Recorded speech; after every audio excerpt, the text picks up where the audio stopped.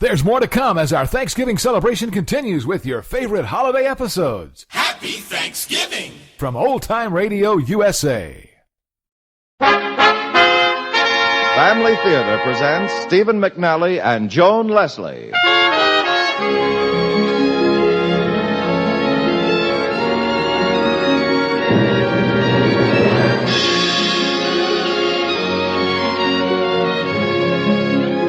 From Hollywood, the Mutual Network, in cooperation with Family Theater, presents Home for Thanksgiving, starring Joan Leslie. To introduce the drama, here is your host, Stephen McNally.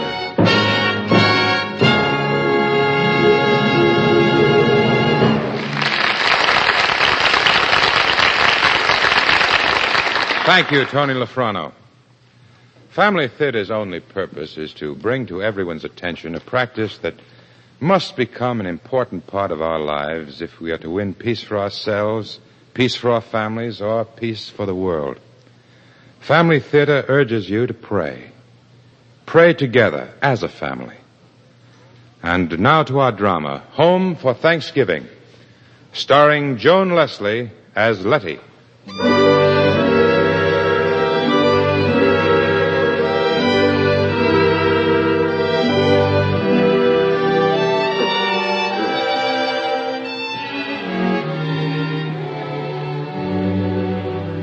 Only old-timers in New Plymouth remember that Letty Polk isn't a member of Clark Atwell's family. They recall the day Clark brought Letty to the farm from the orphanage downstate. She was to take care of his wife, Helen, who'd just had her fourth child. Letty was just 15 then, but old for her age. That was 20 years ago. The children Letty cared for are grown up and married now with children of their own. And the big farmhouse on the old mill road is usually quiet, except for occasions such as Christmas, 4th of July, or Thanksgiving. Today, in the Atwell kitchen, Helen and Letty are preparing for the big day ahead. And this year, we want to be sure there's plenty of dressing. You know how the men love it. Honestly, I believe they'd rather have the dressing than the turkey. I'll fix some separate for Tom. He just can't eat onions. Oh, that's right. I'd almost forgotten, Letty. Oh, it's been so long since Tom sat down to dinner with us. The others used to tease him about not eating onions. He used to take it to be a weakness. I told him not to fret. We've all got our peculiarities. Oh, you were always partial to Tom. Well, he was the oldest. He used to help me with the others.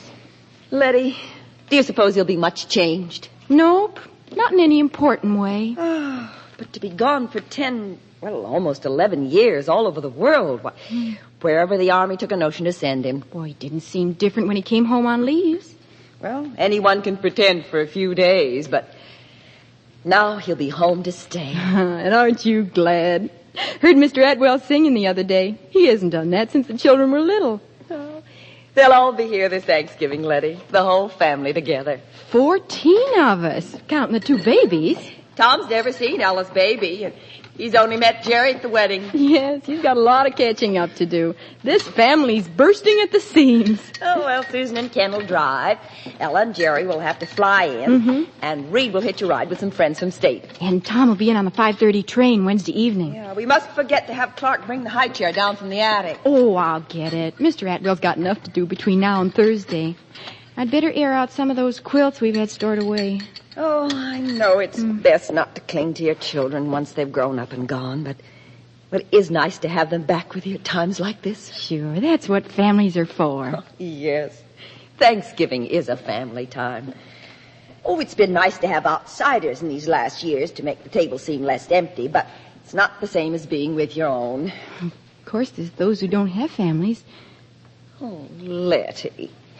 Don't pay any attention to me. Oh, I talk too much. The older I get, the more I talk. What you say usually makes good sense. Have you heard from your brother and his wife lately? Yes, I had a letter last week. Oh, is he doing well? This has been a good year for them. They bought a new house. It'll give them a lot more room. Well, Little Falls isn't far from here. A couple of hours on the train. You ought to pay them a visit, Letty. Maybe I will, sometime when I can be spared here. Well, it's a shame when you've just the one close relative in the world not to keep in touch with him. Well, I left the orphanage so many years before Brother did.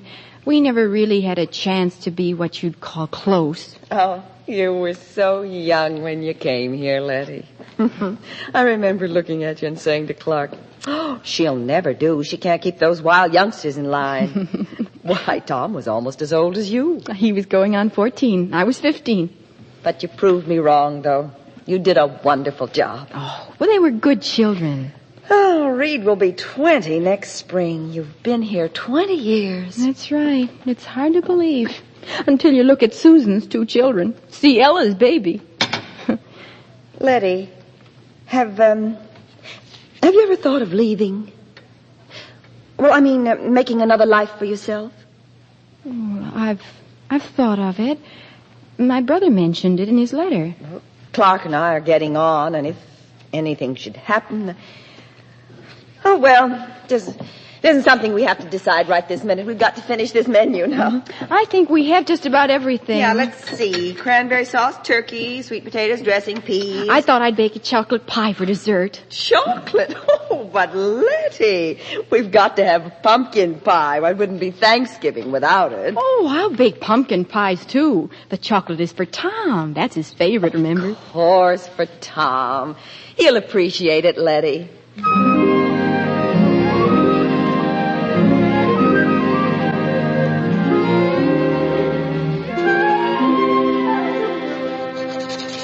Clark, are you going to work all night? Yeah, looks like it. Honestly, Helen, I can remember a time when a man could farm who didn't know how to write his name. Now you spend more time filling out forms than you do in the fields. Maybe Tom can take over some of this paperwork. Oh, of course he will. Helen, do you suppose he's really set to stay here? Well, that's what he said in his letters. 10 years in the Army had given him all the roaming he wanted. Now he'd like to settle down. He wants a steady, secure kind of life. Well, he's a hard worker, and he's as stubborn as they come. So, all he needs for success is a wife who believes in him. You know, you'd have thought Tom would have met someone before now. Well, he told me once he'd never marry so long as he was in the service. He'll find someone in good time. Sure he will.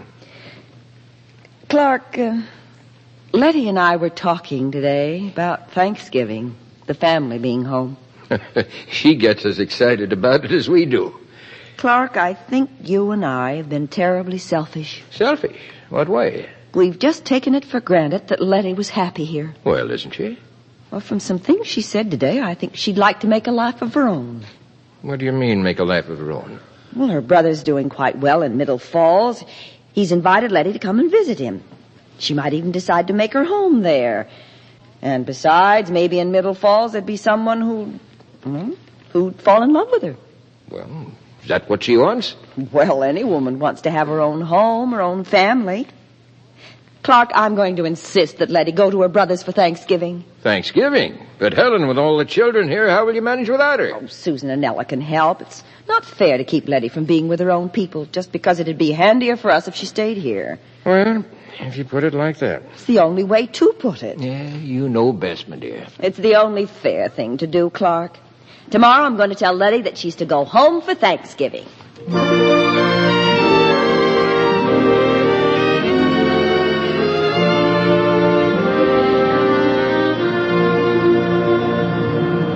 You know, I really liked that sermon this morning. Something we can all take to heart. Yes, Thanksgiving ought to mean more than just an annual chance for us to overeat. Yes, it was beautifully put. Whatever each of us has harvested in this year that has passed, we should give thanks. And I like the part about the harvest not being only in material things. Yes, that's something we all overlook. You know, this is my favorite time of the year. Bright and cold.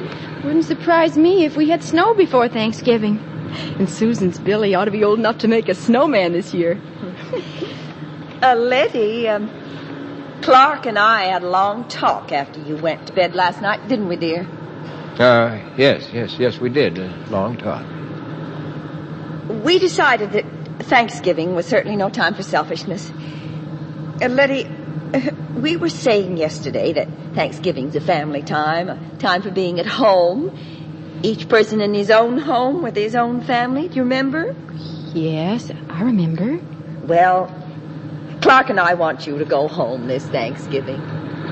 Go home? Yes, to your brothers in Middle Falls. Helen said he'd invited you to come. Why, yes he did. But Why, I couldn't go now at Thanksgiving. Why not? Well, Mrs. Atwell can't take care of all those people without me. There'll be so much baking to do and housework and looking after the babies. If I weren't there, she'd have no chance to visit with the children. Now, Letty, we're not going to let you sacrifice again. This year, we're going to think of you and what you want. Oh, but I want to help. No, if she doesn't want to go, Helen... She must go. It's right for her to be with her own family. Well, If you and Mr. Atwell want me to go. We do. You can help me the first part of the week and then catch a Wednesday afternoon train to Middle Falls. How long did you expect me to stay? Well, just as long as you like, Letty.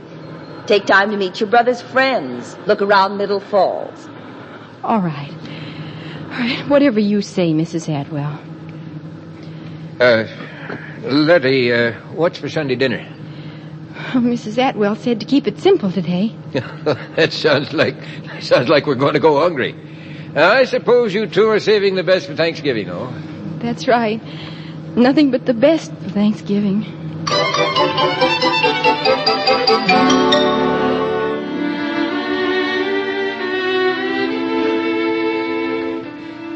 I'm all ready, Mr. Atwell.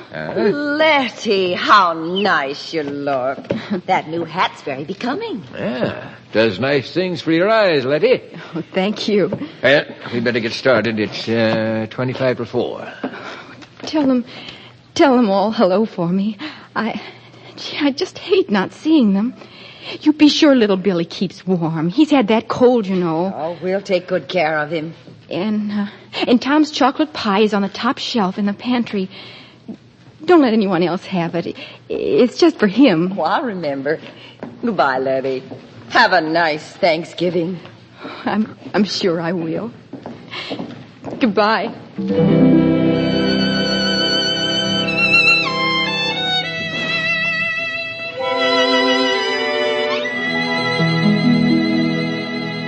Oh, it's good to be home, Mother. It's wonderful to see you, Susan. Shouldn't we put the baby down while she's still asleep? Oh, Ken can bring in the car bed as soon as he and Billy finish inspecting the horses and the cows. No need to bring you in the car bed. We've got a baby bed all set up. Just bring her in here. Well, now, who in the world remembered this bed was in the attic? Letty. She brought down the high chair for Billy, too, and the sterilizer set up in the kitchen. There. Oh, she'll nap for another hour at least. Where is Letty? Shh. We shouldn't talk in here. Come out to the living room. But where is she? When she didn't come to the car, I suppose she was working in the kitchen. Sit down, dear. Get warm. That's a long, cold drive. Mother, for the last time, where's Letty? Well, I decided it was time the Atwell stopped being so selfish. I sent Letty home for Thanksgiving. Home? Well, I thought this was her home. Oh, she has a brother. He's doing quite well in Middle Falls now, and he wanted her to pay them a visit. Your dad took her to the train. Well, this is a surprise. I can't imagine Thanksgiving without Letty. You wrote that Billy had been sick. Oh, he had a cold. He's much better. Well, Letty fixed a special bed for him where she thought he'd be warmer, and she dug out that old tractor he likes so well. Oh, he's going to be upset when he finds out Letty's not here. Well, I guess everyone's going to be upset. Well, I still say it's best for Letty. That's what matters.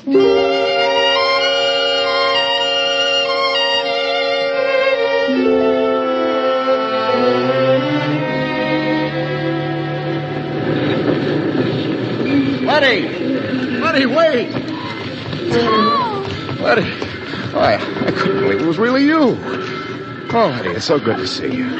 Oh, you look wonderful, Tom. Just wonderful. But you're early. Your dad's meeting at 5:30. Oh, I wanted a chance just to look around. I've got to get reacquainted with New Plymouth, the family, with you, Letty. I think it's fine you decided to come back. Your dad needs you, and your mother's missed you a lot. She gets awful lonely with all the children gone. And what about you, Letty? Are you glad I'm back? Have you missed me? You know I have. Didn't I tell you in my letters? Oh, if you knew what those letters meant to me. I read them everywhere. North Africa, Italy, London, Japan, Korea.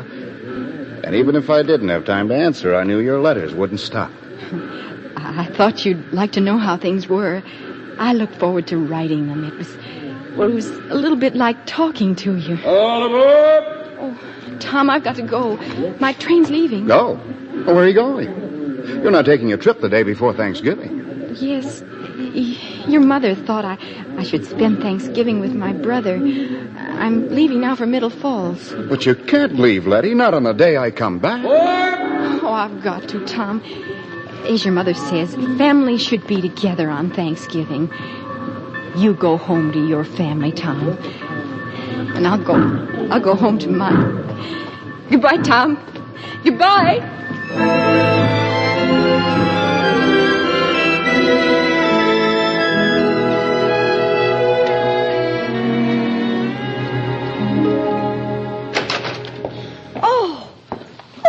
I was beginning to get worried. What kept you so long? Where's Tom? Well, he must have missed the 5:30. Next train's at 11. I'll meet that. Oh, well, that's it, of course. Tom was always having trouble with... The others here? No, Reed's upstairs changing his clothes. Susan and Ken, the children, have been here a couple of hours. Well, how's my Billy boy? Oh, he's cried ever since they arrived. Cried? Why? What's the matter with him? Well, he misses Letty. He'd brought her a present, and it broke his heart when she wasn't here to take it. Helen, I still wonder if we did the right thing there. Why?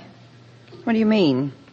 Did Letty say anything? Oh, no, she didn't say a word. But she looked like we were exiling her to Siberia. I've never seen anyone look as lonely as she did on that station platform. Well, if she didn't want to go, she could have said so. It occurred to me, Helen, that maybe she went because she thought we didn't want her here. Oh, Clark, no. Well, there was all this talk about Thanksgiving being a time for families to be together. Well, maybe Letty got to thinking that we considered her as an outsider. But she knows that's not true. Well, Clark, I only wanted her to be happy. Well, it's too late to do anything now. She's in Middle Falls. I thought I heard Dad's voice. Sue! You're about to be kissed by your eldest daughter. Well, wonderful. Oh, you look fine, Sue. Well, we don't need to stand around the kitchen. Come on in and see Ken and Billy. Oh, well, Ken's putting Billy to bed. You can see him in the morning. Well, isn't this pretty early to put Billy in bed? Well, he's literally cried himself to sleep, and he won't let go of that package he brought for Letty. Oh, it's a shame Letty's not here. Must we keep talking about Letty? Helen. Well, you're all making me feel as if I'd taken her away from you. I was only trying to do what I thought was best for her. And it looks as if I've spoiled Thanksgiving for everyone. I'm sorry. Believe me, I'm sorry.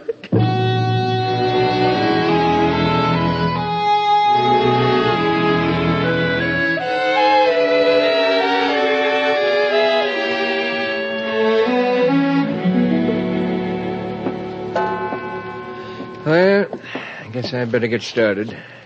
Susan and Ken going with me? Oh, I think they're pretty tired, dear. Why don't you go ahead? All right. You needn't wait up. Oh, I couldn't sleep. If Tom isn't on this train... He will be. He will.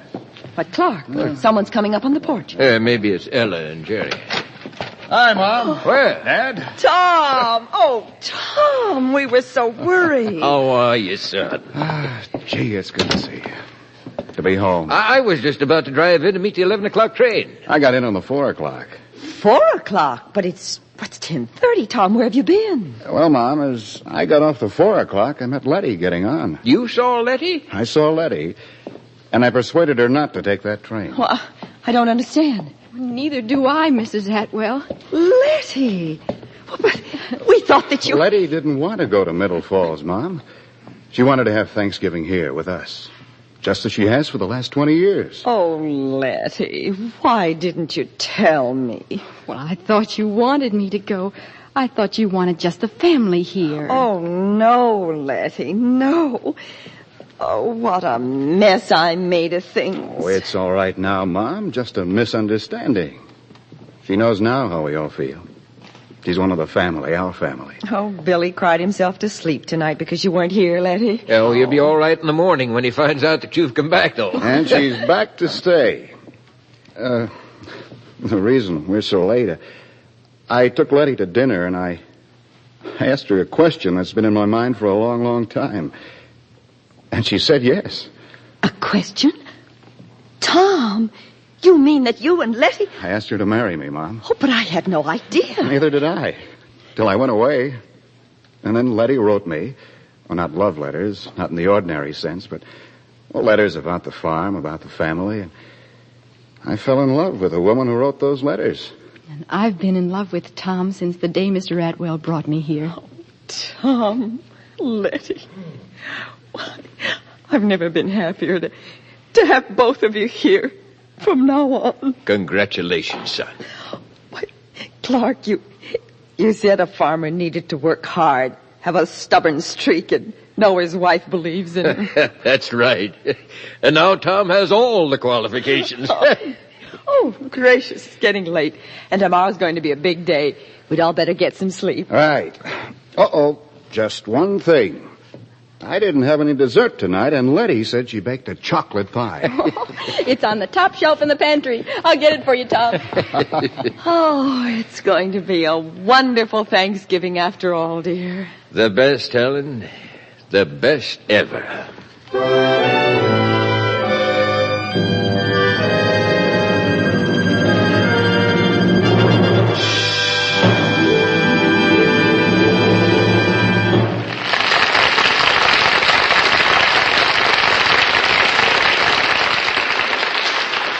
This is Stephen McNally again.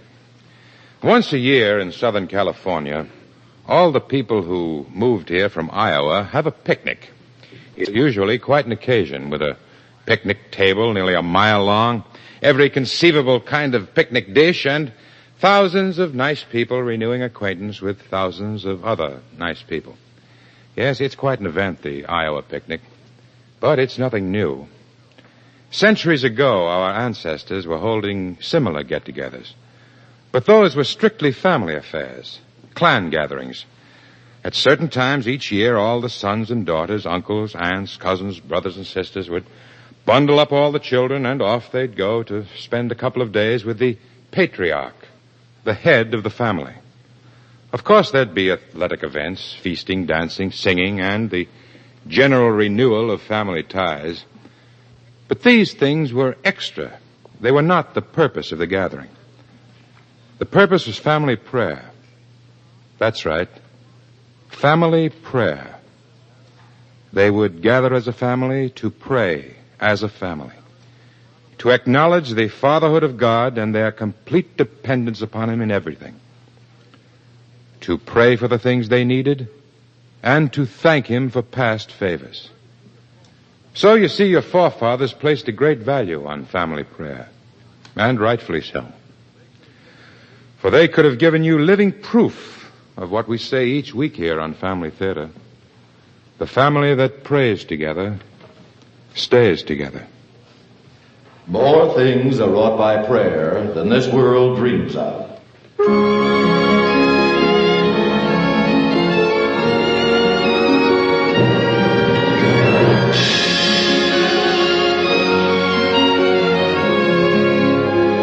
From Hollywood, Family Theater has brought you Home for Thanksgiving, starring Joan Leslie. Stephen McNally was your host. Others in our cast were Irene Tedrow, Alice Backus, John Stevenson, and Pat McGeehan. The script was written by John McGreevy, with music composed and conducted by Harry Zimmerman, and was directed for Family Theater by Joseph F. Mansfield. This series of Family Theater broadcasts is made possible by the thousands of you who feel the need for this type of program, by the Mutual Network, which has responded to this need, and by the hundreds of stars of stage, screen, and radio who give so unselfishly of their time and talent to appear on our Family Theater stage. To them and to you, our humble thanks. This is Tony Lofrano expressing the wish of Family Theater that the blessing of God may be upon you and your home, and inviting you to be with us next week when Family Theater will present The Indispensable Man, starring Robert Stack, Deborah Paget, and Leslie Gay. Join us, won't you?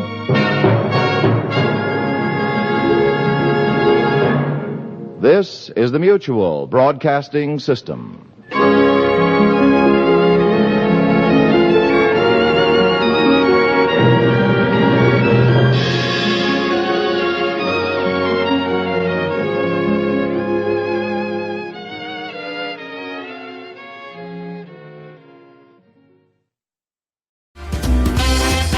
There's more more to come as our Thanksgiving celebration continues with your favorite holiday episodes. Happy Thanksgiving! From Old Time Radio USA.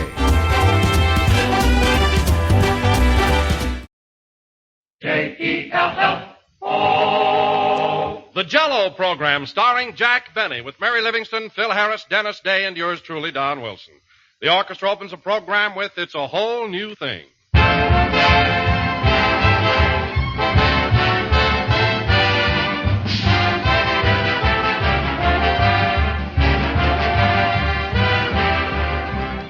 Ladies and gentlemen, this is the age of research. So we've been doing a little research on the subject of Jell-O.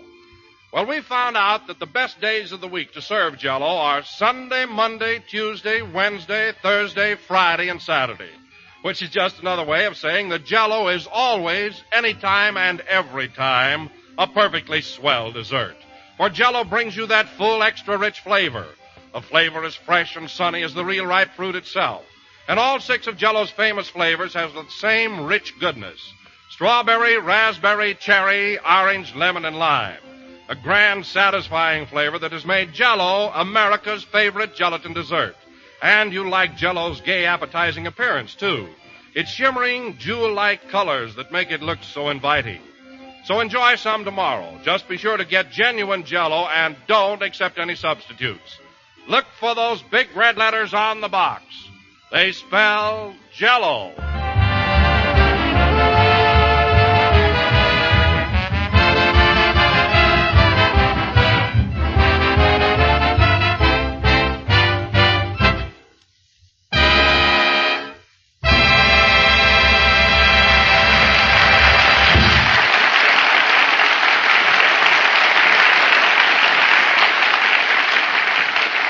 That was It's a Whole New Thing, played by Phil Harris and his orchestra. And now, ladies and gentlemen, once again we bring you our master of ceremonies. That bubbling personality, that effervescent comedian, that fizz, Jack Benny.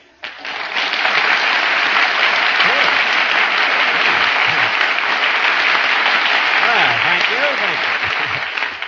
Hello again. This is Jack Benny, the carbonated kid, talking. And, Don, I like that introduction. It fits me to a T. I am bubbling and effervescent.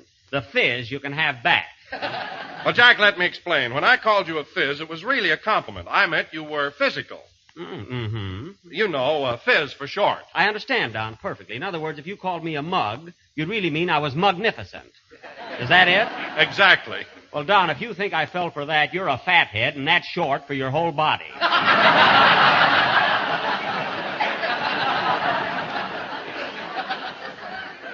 Anyway, Don, let's not get into a routine because I know how you appreciate a good story. And I heard a gag a few minutes ago that will positively put every one of your chins in motion.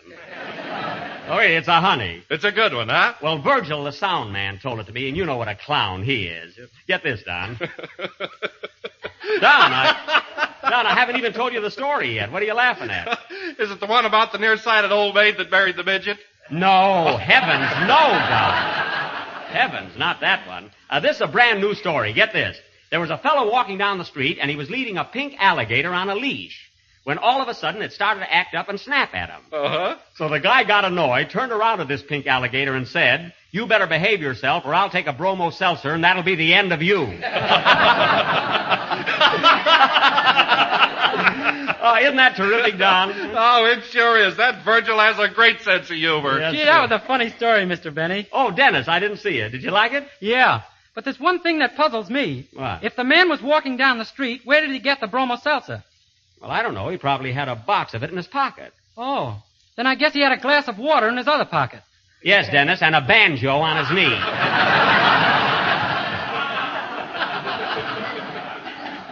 Now, don't worry about it. Say, you're here kind of early tonight, Dennis. Where's your mother? She's across the street in the bowling alley. In the bowling alley? Well, with her legs, she better watch out. Anyway, Dennis, I'm glad you're here on time tonight. Now, try and make a habit of it. You know, Jack, I can't get over that story you told me. It's silly, but I get a great kick out of it. Isn't it ridiculous? Oh, hello, Mary. Hello, Jack. What's so funny? Mary, I must tell you. Did you hear the story about the fellow that was walking down the street leading a pink alligator on a leash? Is that the one when the man said, "I'll take a bromo seltzer and that'll be the end of you"? Yes. No, tell it to me. Well... This guy was... Wait, you just told me the answer. I thought you said you never heard it. Oh, stop, Jack. That's one of the oldest jokes in the world. Mary, jokes happen to be my business. And if that was the oldest joke in the world, I'd be the first one to know it. Should I let him have it, folks? Never mind. Do me a favor, will you, Mary? Go out and come back in again. Well, gee, Jack, as long as you're telling jokes, why don't you tell a good one? I heard a gag last night that was terrific. Oh, you did, eh? Yeah. A man walked into the house and said to his wife, "It's raining cats and dogs outside." Uh-huh. And she said, "How do you know?" Mm-hmm. And he said, I just stepped in a poodle. I know where you heard that, Mary, at the Wilshire Bowl. Phil Harris has been husking that for 3 years.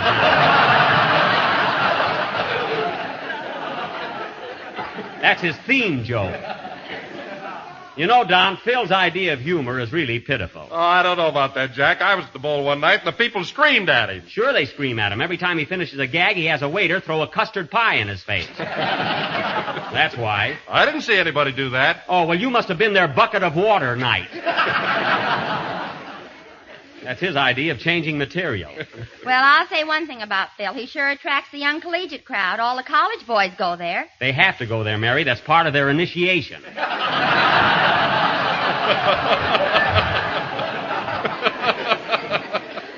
Before they can join a fraternity, they have to either listen to Harris or sleep all night in a graveyard.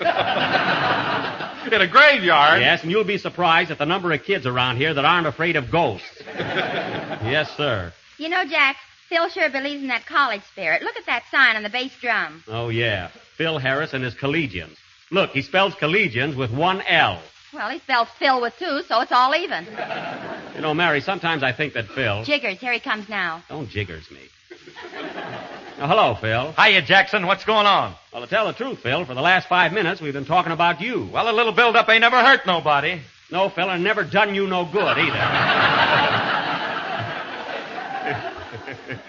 Your grammar's worse than Abe Lyman's, and he never got beyond blocks.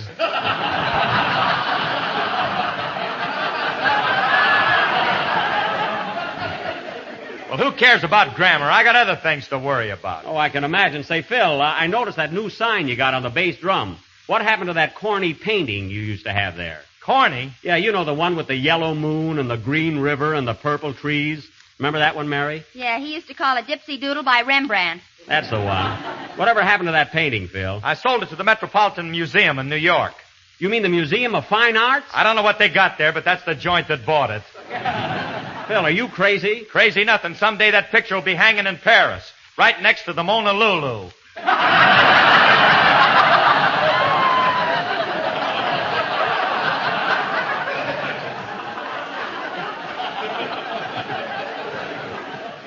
Well, I'm not going to even bother to correct that. How do you like that, Mary? The most famous painting of a woman in the world, and Phil doesn't even know her name. If she were alive, he'd know her name and phone number. And her address and what she's doing on Friday night. Well, I got myself on a detour for no reason at all. And besides... Say, Jack, why don't you tell Phil that story the sound man told you? He'll get a kick out of it. Oh, he wouldn't even get it. Come on, Jackson, what is it? Let's hear it. All right, Phil. Do you know the one about the fellow who was walking down the street and his pink alligator snapped at him? Know it. I'm the guy that drank the bromo. There you are, fellas. He's always got a brilliant comeback, even if he has to make a bum out of himself. Oh, Dennis. Yes, please? How about a song before we get involved again? Okay, Mr. Benny. I'm going to sing an old favorite by Stephen Foster called Jeannie with the Light Brown Hair. Oh, that's swell, Dennis. I love those old songs. Old songs, old gags. What this program needs is glands.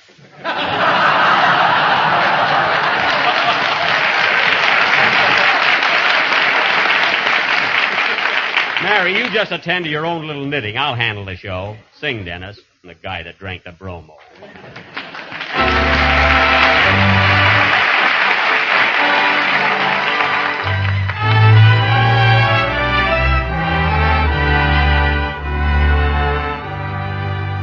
I dream of Jeannie with a light brown hair, born like a vapor on the golden air. I see her tripping where the bright streams play, happy as the daisies along her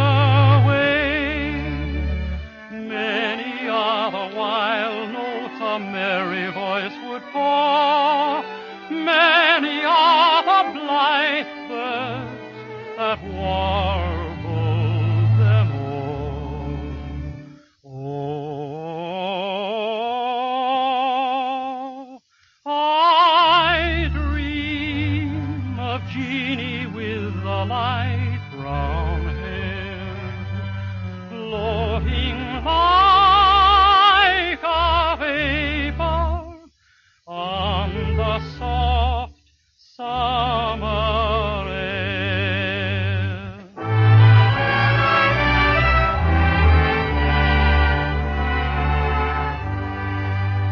I long for Jeannie with a day dawn smile, radiant with gladness, warm with winning guile. I hear her melodies attuned to love, warm as the sunlight from heaven above. Many are the fond notes a merry voice would pour, echoed by the birds in the grove, o'er and o'er. I sigh for Jeannie with a light brown hair, floating like a vapor on the soft summer air. On the soft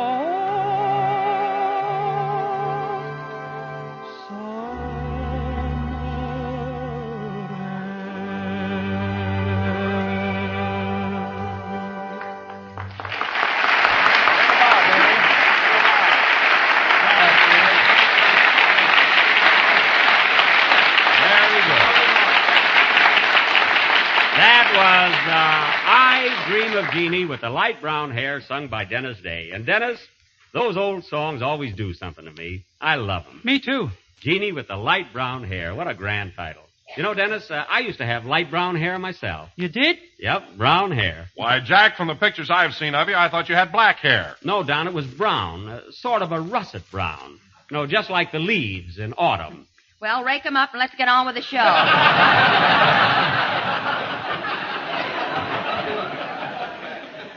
Mary, I wish you'd stop with those interruptions.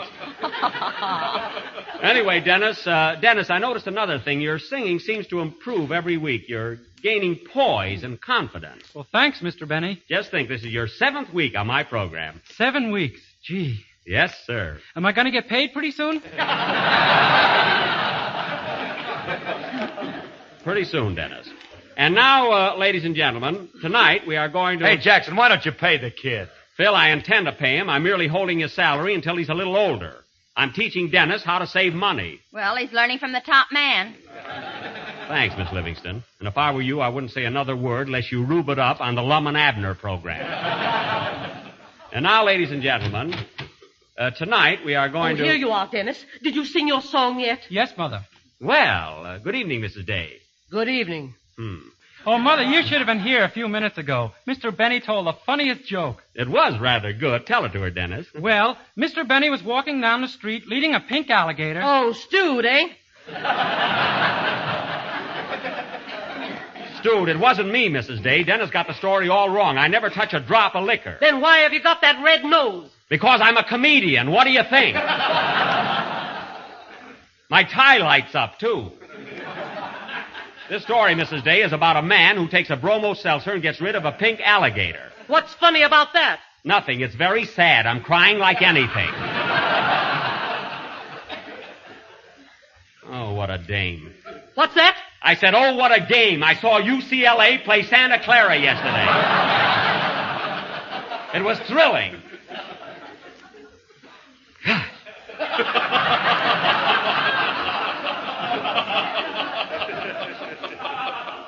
And now, ladies and gentlemen, if you will please forgive my outburst. As I started to announce, Tonight we are going to offer an original little playlet all about Thanksgiving, written especially for the occasion by Mary Livingston. Mary, let me have it, will you? Oh, Jack, I forgot to tell you. What? I changed my mind about a Thanksgiving play, and I wrote a poem instead. A poem? Hey, Mary, you mean to say we're not going to do a Thanksgiving play? No. Gee, and I was all set to be one of them pilgrims. Oh, fine. You'd make a great pilgrim, Phil. Well, I would. Listen, buddy, my ancestors came over on the Mayflower. Oh, did it dock in Dixie? I thought your family always lived in Tennessee. Not originally. You see, we migrated from Massachusetts.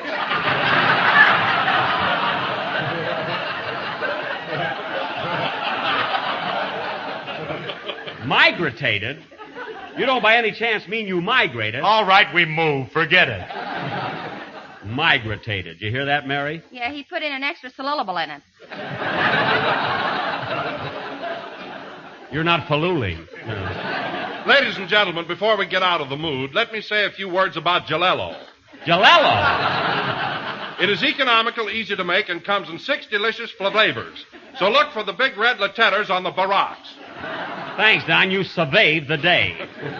And now, ladies and gentlemen, as we have no Thanksgiving plays... Mary Livingston's going to read a Thanksgiving poem. Oh, no, nothing doing. Oh, gee, it's swell, Jack. I don't care. You're not going to read it. Jack Benny, you let me read this poem or I won't buy my Christmas cards from you this year.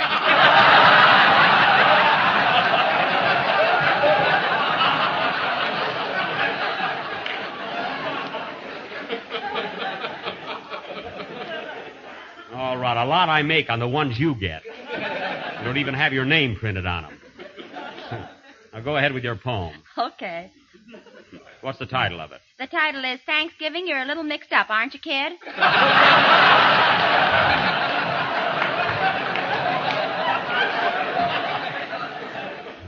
Well, that fits. Go ahead. Oh, Thanksgiving. Oh, Thanksgiving. You are with us twice this year. With your pumpkin pie and dressing and your turkey front and rear. That's the part I always get. The Pilgrims planned in days of yore that you'd come once, not any more. But now you are a double feature, and we don't know which day to greet you. Greet her? That's what I said, you gorgeous creature. Now, don't be funny. Go ahead with the poem. Suppose we had 2 everything. 2 New Year's Eves to laugh and sing. 2 Christmases, 2 Labor Days, and 2 Jack Bennies with 2 toupees. Mary, you're too pressing. Are you through? No, but I'm coming into the stretch. Oh. So Thanksgiving I don't mind. Yeah. If you're a week before or a week behind.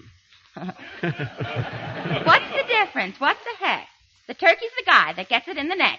The end. Very good.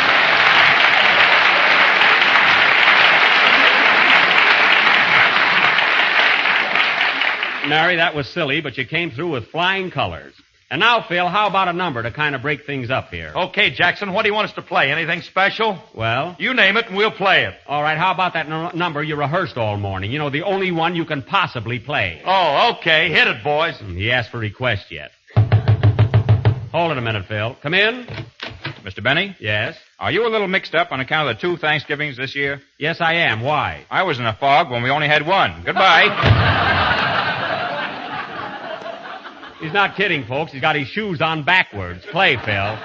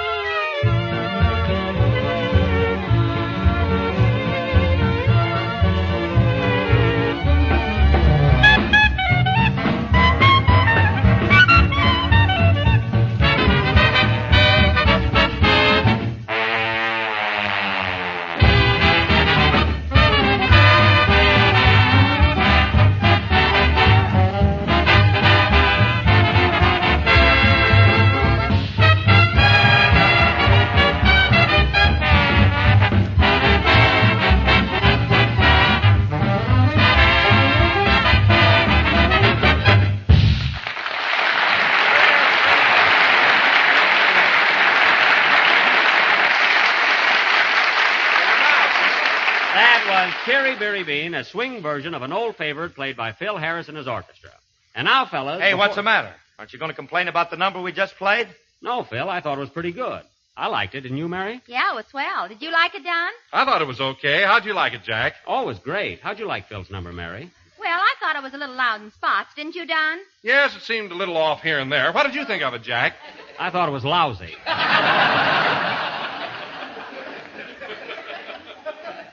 And now, fellas... Hey, what is this, a rib? Yes, Phil, we were just kidding. I thought your number sounded exceptionally good. Didn't you, Mary? Deal me out. I'm tired.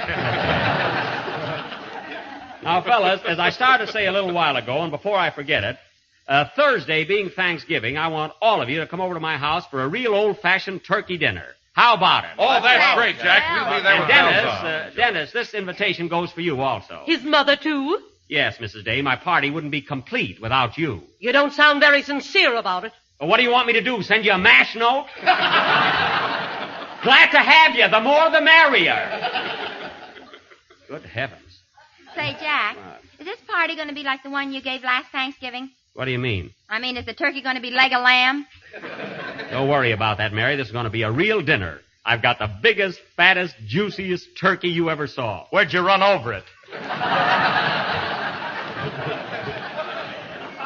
I didn't run over it. It's a live turkey. I got it in my garage right now. It's roosting on my Maxwell. That's all that car needs. Now, you wait till you see that bird. I bet it weighs 65 pounds. 65 pounds? Why, Jack, you must be mistaken about that. Oh, no, I'm not, Don. I had it on the scales. It's an enormous thing. 65 pounds. Are you kidding? I'm not kidding. Wait till next Thursday and you'll see for yourself. It's going to be a swell party. How many people are you expecting, Jack? Well, there'll be our gang, and then I invited Clark Gable and Carol Lombard, Bob Taylor and Barbara Stanwyck, Tyrone Power and Annabella. Oh, Jack, you always ask them to every party you give, and they never show up. Well? Why don't you stop inviting them? I can't stop now. They'll think I'm mad at them. You know how it is. How can they be mad at you when they don't even know them? I don't even know them. Listen, Phil, I know every one of those stars personally. Sure, Jack sells them their Christmas cards. Mary, will you stop harping on that? The only reason you ever got cards from me is because I happen to have some left over. Every year. Oh, quiet. Now, don't forget, fellas, Thursday night at my house. Oh, we'll be there, Jack. You know that. Boy, we're going to have a big turkey and cranberry sauce and mashed potatoes. And, Don, guess what kind of Jell-O we're going to have for dessert? Strawberry? No. Raspberry? No. Cherry? No. Orange? No. Lemon? No. Give up? Yes. Lie.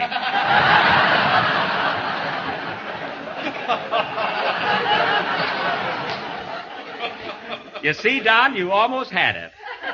There's a kindergarten commercial if I ever heard one. Never mind, that's what we're going to have. Now, look, kids, if I don't see you again before Thanksgiving, be sure and be at my house by 7 o'clock sharp. And don't eat a big lunch so you'll really enjoy the turkey. I'll take it. Hello? Hello, Mr. Benny. This is Rochester. All right, what do you want? Well, boss, I just heard you talking about a big Thanksgiving party Thursday night. That's my night off. I'm sorry, Rochester, but you'll have to work. You can take a day off some other time. I can get my twin brother to take my place. I don't want your twin brother. Well, he looks just like me. I don't care if he does. I want you to be at my house on Thursday night. How about me in spirit and my brother in person? Rochester, don't try any tricks. I can tell the difference between you and your twin brother. That's more than this gal can.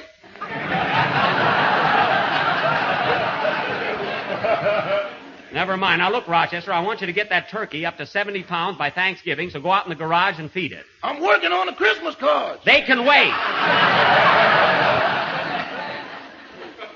Now, go out in the garage and feed the turkey. Okay. Oh, say, boss, I meant to ask you something about that bird. Are you sure it's a turkey? What do you mean, am I sure it's a turkey? Well, I went out in the garage a few minutes ago, and she laid an egg as big as a cantaloupe. As big as a cantaloupe? What are you talking about? Not only that, but every time I go in there, she sticks her head in a bucket of sand.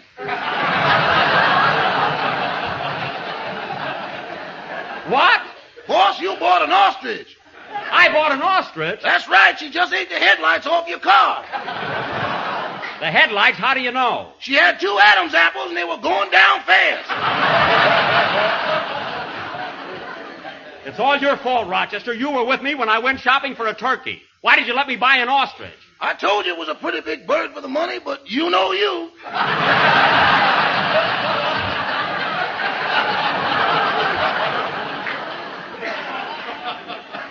Well, I guess there's nothing we can do about it now. Isn't that awful? I got a polar bear in the guest room and an ostrich in the garage. And mice in the pantry. Let's move out. Now, don't get panicky, Rochester. I'll be home in a few minutes. Meanwhile, call up the market and order a turkey. Okay. Goodbye. Goodbye. Oh, say, boss. What?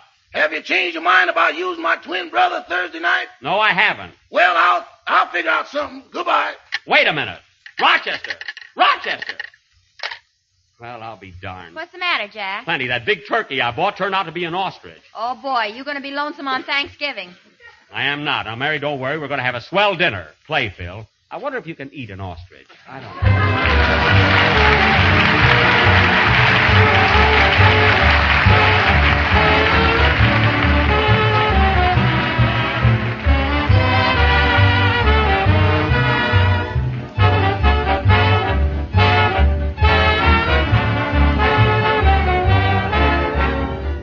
This year, some folks are celebrating Thanksgiving on the 23rd of the month, others on the 30th. Well, either way, I'd like to offer a suggestion in regard to your holiday menu.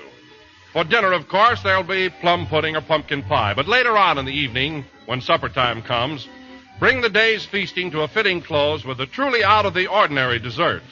A shimmering dish of golden lemon jello. Now, there's really a luscious-looking dessert, ladies and gentlemen.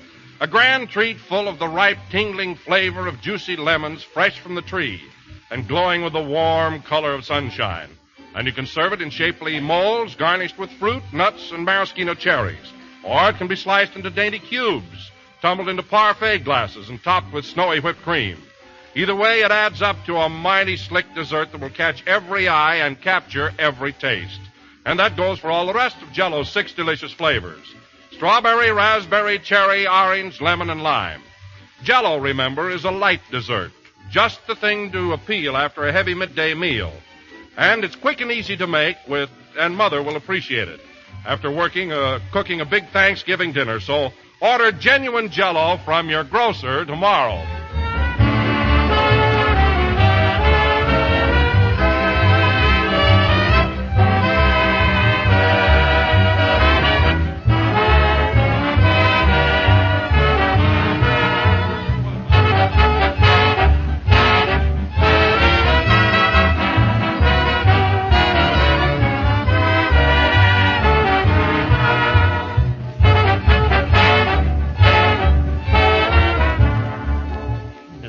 Number of the 7th program in the current Jell-O series, and we will be with you again next Sunday night at the same time. Now, don't forget, Mary, next Thursday night at my house for a real Thanksgiving dinner. Count me out, Jack. Now, wait a minute. I'm not going to serve that ostrich. I'm going to have a turkey. Oh, you are, eh? Yes. Well, if I find a headlight in the dressing, watch out. Oh, don't worry. Good night, folks, and a happy Thanksgiving.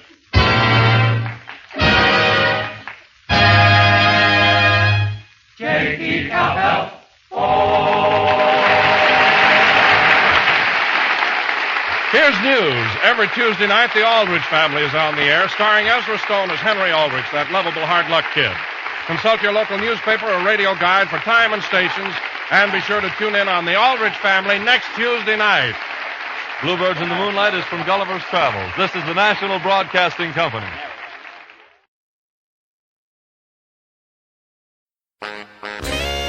There's more to come as our Thanksgiving celebration continues with your favorite holiday episodes.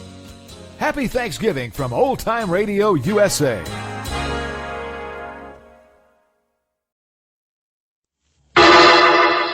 Personal notice, danger's my stock and trade. If the job's too tough for you to handle, you've got a job for me, George Valentine. Write full details.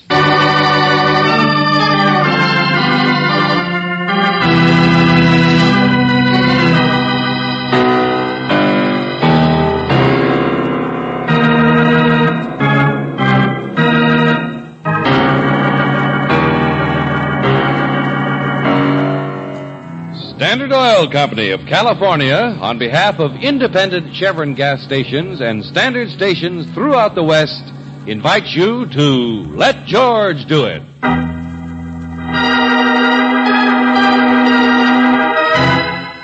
Cause for Thanksgiving, another adventure of George Valentine.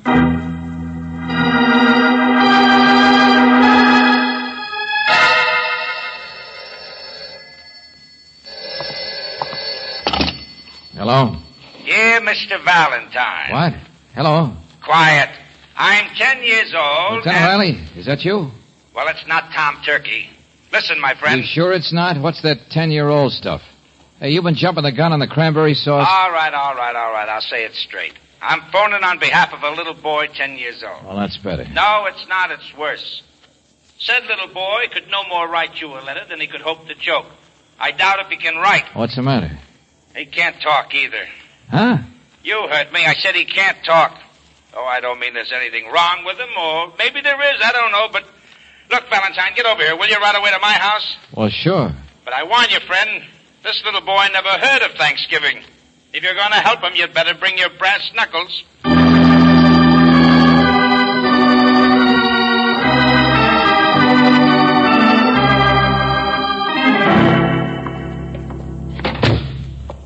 Where is he, Lieutenant? Oh, Mrs. Riley's got him in there trying to coax him to eat. But the only time he'll take a bite is when she's turned her back. Oh, is he? Where'd you get him?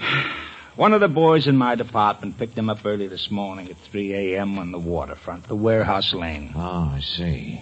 A little on the tough side, huh? Oh, they all are down there, like a bunch of dirty seagulls and scavengers running loose. We can't even find out who he belongs to. Maybe nobody.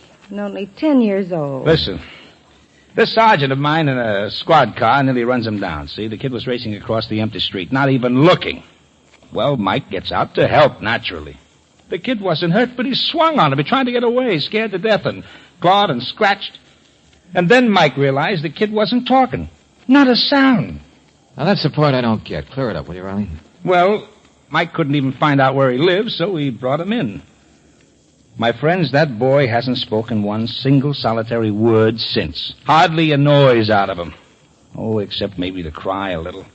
Only he stops that when you look at him. But, Lieutenant, he's probably a mute. Oh, 2 doctors were out from juvenile hall to look at him. One of them said the kid's faking, but they both agree there's nothing wrong with his vocal cords. What's the other doctor say? Psychic shock. Oh, you mean he can't talk because of something that happened to him? Well, they're not sure.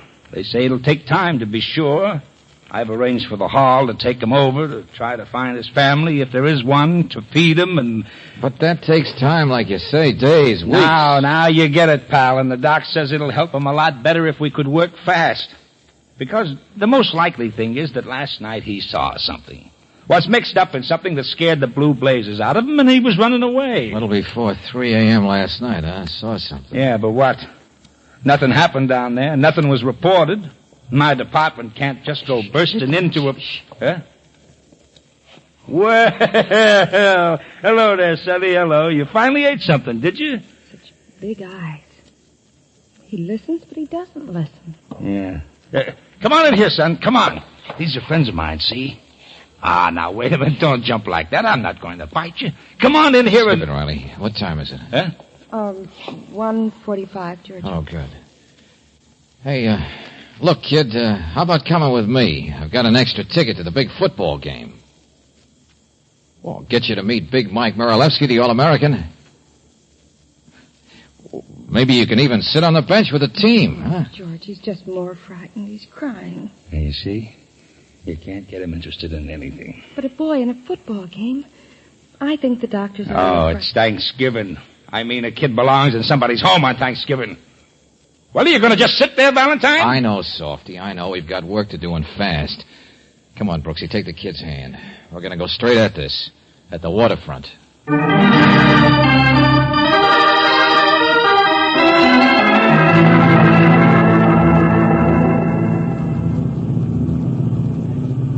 Warehouse Lane. Great place. Plenty of freighters tied up, but no people. Ship chandlers.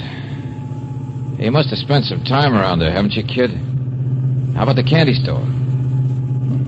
You're wasting your time, George. It just seems to get more and more tense. Yeah. Well, this is where he was picked up, right here. Oh, relax, honey. Don't just sit there Running and look... from right to left, so he must have come from this way. Okay, let's move on a little. Cobblestones by the empty warehouse, huh? George, look at him. It's this direction, all right. George, look out for that boy in the street. He's driving on the right side of the street, jerk nose. Ooh, lovely neighborhood. I wonder if that boy would know anything about our friend here. Hey, that's an idea. Wait a second. Hey, you, Shorty. Oh, you want to argue about it? Yeah, jerk nose. Come here, you. Hey, let go of me. Hey, Shorty. Shorty, wait. George, George, come here. I'm having an awful time holding. Oh, look, kid, stop it, will you? He wants to run too, George. Yeah, now easy, that's better. Yeah, he'll get away from us if I try to catch up with that shorty. Look, Brooksy, look, there's a settlement house over there at Murphy's. You know him. Take the kid over there and wait for me, will you? Sure, George. Maybe they'll know something about it. I doubt it. 3 a.m. last night. But farther out there on the pier is where it happened, whatever it was. So me, I'm going to take it on foot by myself.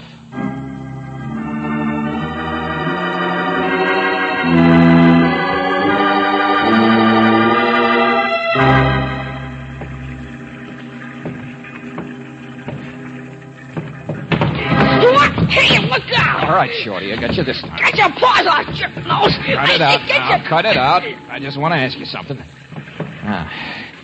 You know that other kid I had back in the car there? You know his name? I never seen him before. I ain't done nothing. What's your name? I don't know. Let go. You kids running loose out here by the ships last night? I was up on the moon eating cheese. Let me go. Oh, brother, great tribe, aren't you? Stick together. Never tell anybody anything.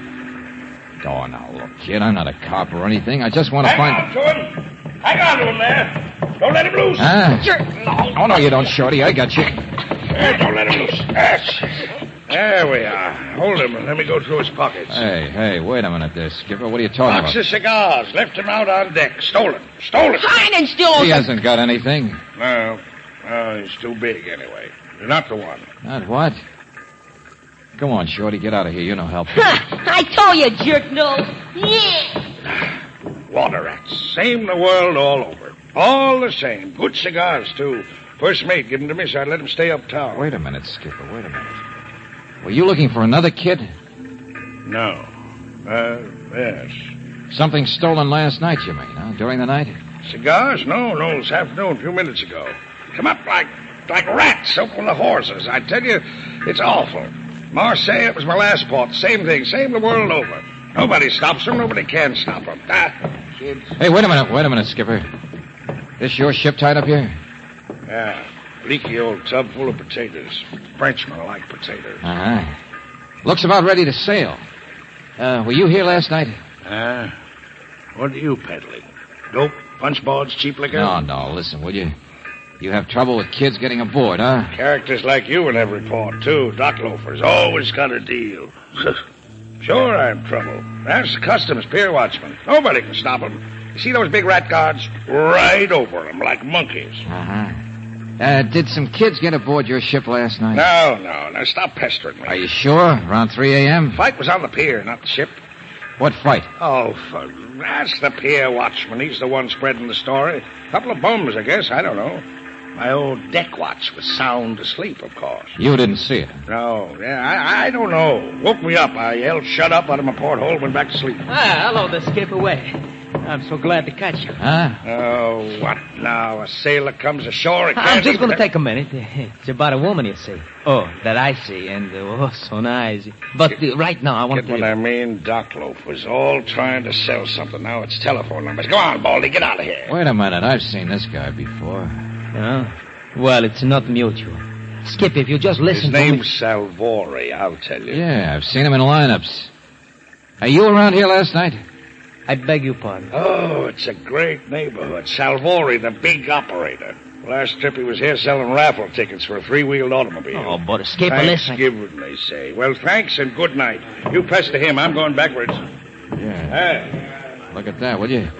Is that what you wanted to see us about, Salvori? That crowd down at the pier? Something's happening. No. I got no deal to make. Come on, let's take a look. Afternoon, friends. What's going on? Don't suppose you have 50 cents or so? See, an old pal of mine, he was going to buy me Thanksgiving dinner, you see. Never mind that. What are those men doing down by the water? Fishing, sorta. 50 cents is about all it would take, though, you see. Now, this old pal of mine, he would have spent $5, mince pie and the works, Said so last night. Hey, down there, hey, now, listen, Buster, did you say last night? Yeah. What are you doing? Hey, sailor! No, it seems to me that... Hey, look out there! Salvori! Well, he left in a hurry, didn't he? Body, Skipper! Got a body! What? Just fishing him out. Guy floating with a knife in him. Guy float... Yeah, with a knife. Holy smoke. Yeah, see, that's what I tell you. You see, a pal of mine, he was going to buy me a Thanksgiving dinner, see? Only instead, it looks like he got in a fight about 3 a.m. last night, I figure. Yeah, got murdered, see? So tell me, how's about the 50 cents?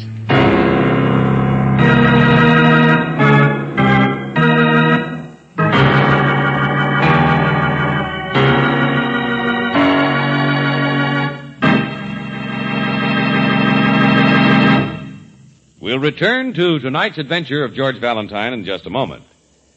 When new RPM motor oil was developed in the laboratory, it was subjected to the most rigidly controlled tests that modern research could devise, and it proved tops, the oil that doubles engine life between major overhauls due to lubrication.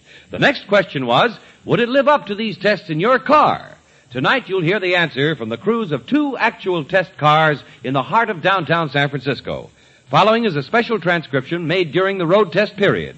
We switch you to test unit number 1 and research supervisor Carl Watson in San Francisco. We are making rather slow progress heading west along Market Street. Test unit number 2 is behind us in the traffic.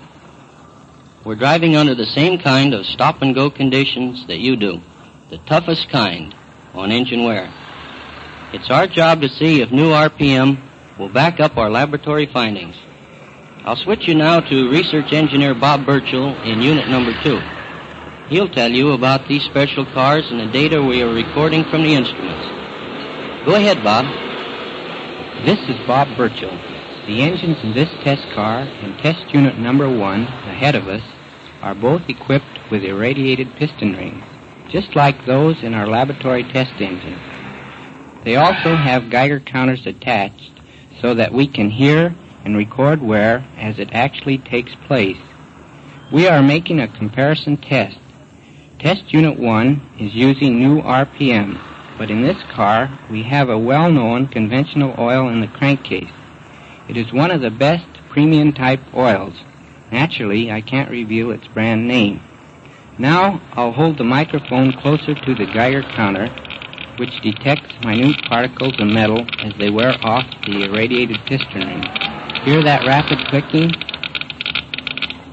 That means a comparatively high rate of engine wear. Now I'll switch you back to Carl Watson for a comparison with new RPM motor oil. Come in, test unit number 1.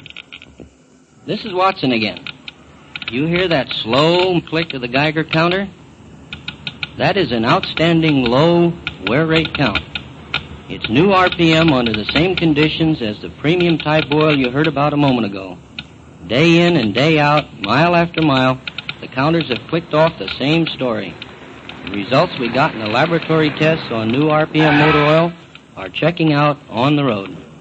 Proved in the laboratory, supported in severe road service. That's new RPM motor oil. The oil that cuts in half the wear rate of critical engine parts, doubles engine life between major overhauls due to lubrication. Try it. Sold with a money-back guarantee of satisfaction at independent Chevron gas stations and standard stations where they say and mean, we take better care of your car.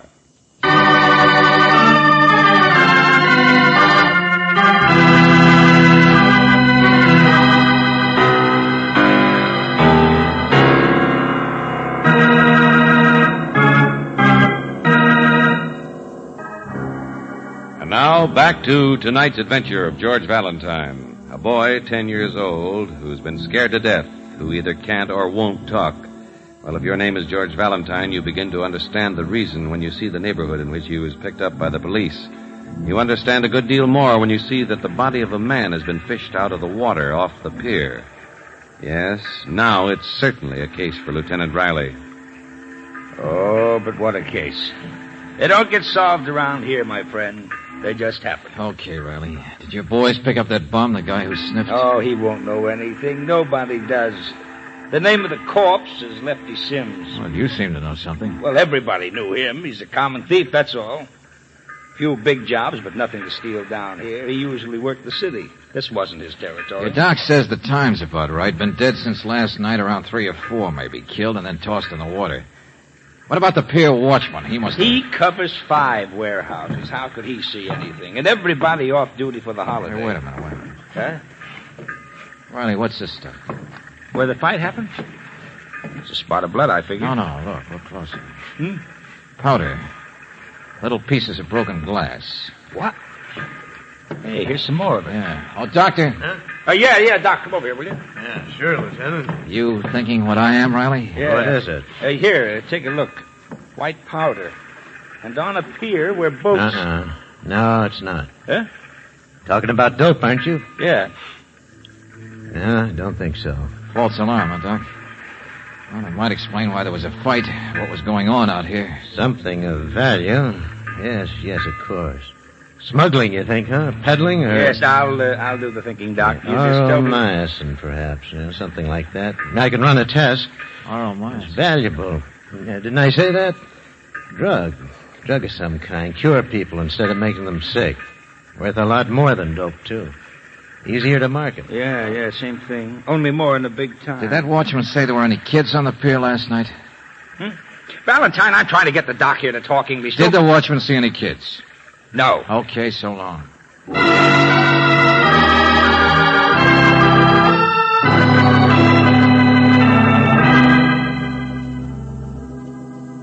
Wish I could help you, Miss Brooks. It's all right, Mr. Murphy. Come on, Sonny. The settlement house here is pretty badly undermanned. A cleaning woman will be back tomorrow. She might know something about the boy here. But in this neighborhood... Well, thanks again. Come on, Sonny. Car's parked over this way. Brooksy!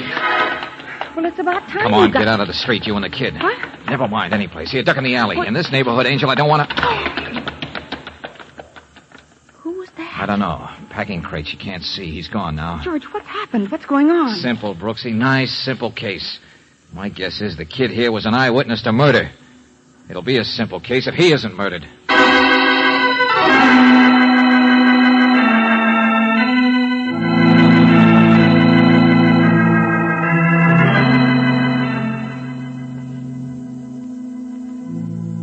Oh, kid, please talk. Please tell me, will you? What did you see last night? Look, nobody's going to hurt you. I won't let him. But you must have seen things like this plenty of times before, kid. I don't mean murder, but you grew up in a tough place. And you're not going to do anybody any good if you just... Yes, he just cries. George, I'm taking him home. You can solve your own fancy waterfront murders. Okay, I'll leave him alone. But which one are you covering for, kid? Only a few men around that pier last night. Which one is that important to you? All right, maybe you've given me the answer at that, without talking.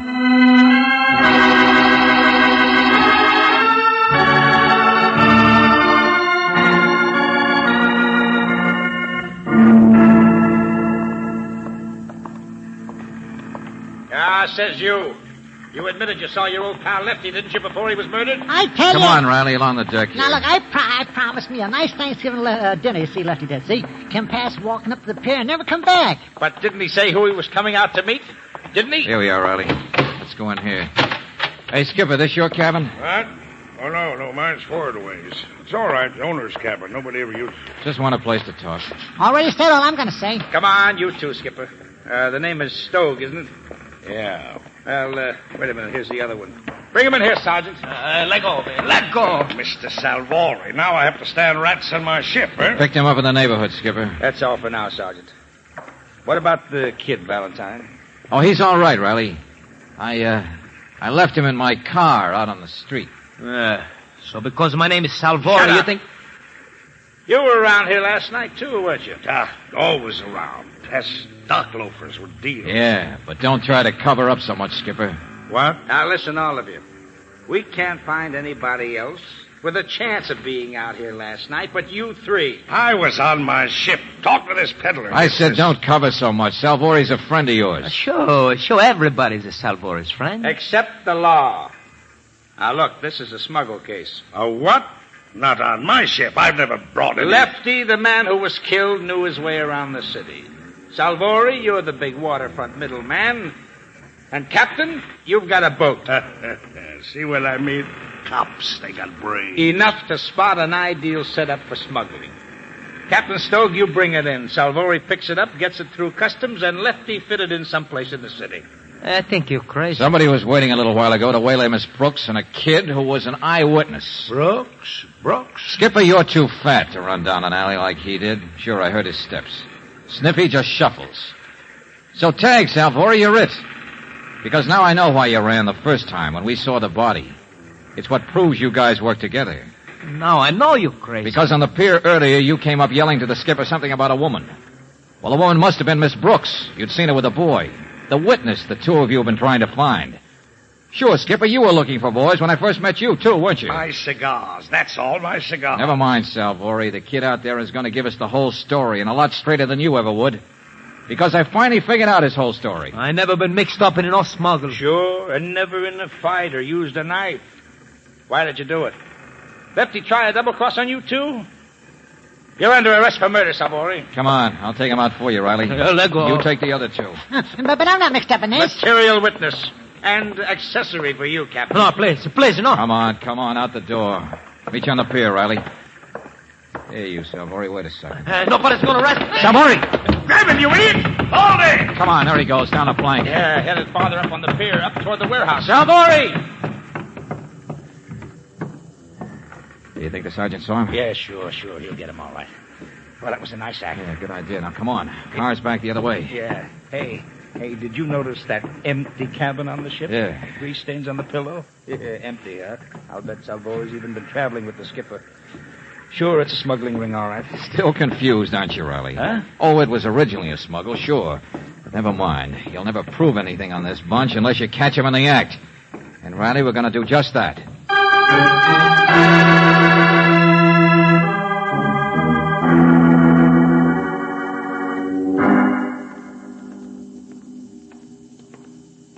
Well, it's the only car in the street. Uh-huh.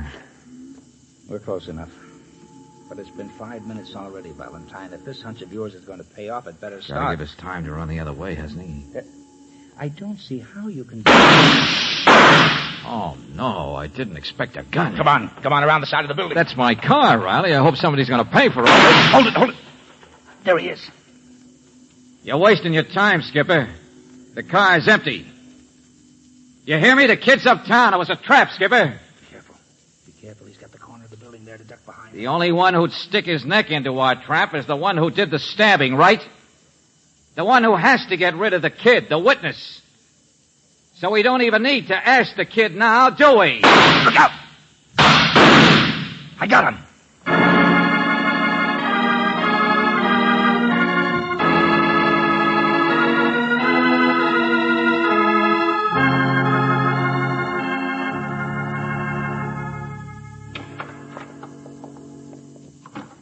Lieutenant Riley's still at the hospital, George. He says he'll get his confession from Captain Stobe, all right? Keep it down, will you? The kid's in there. I'm trying out a system. We write each other notes. What about the smuggle stuff, those drugs? They searched the ship yet? Yes, they've already found some drugs hidden, but I don't understand.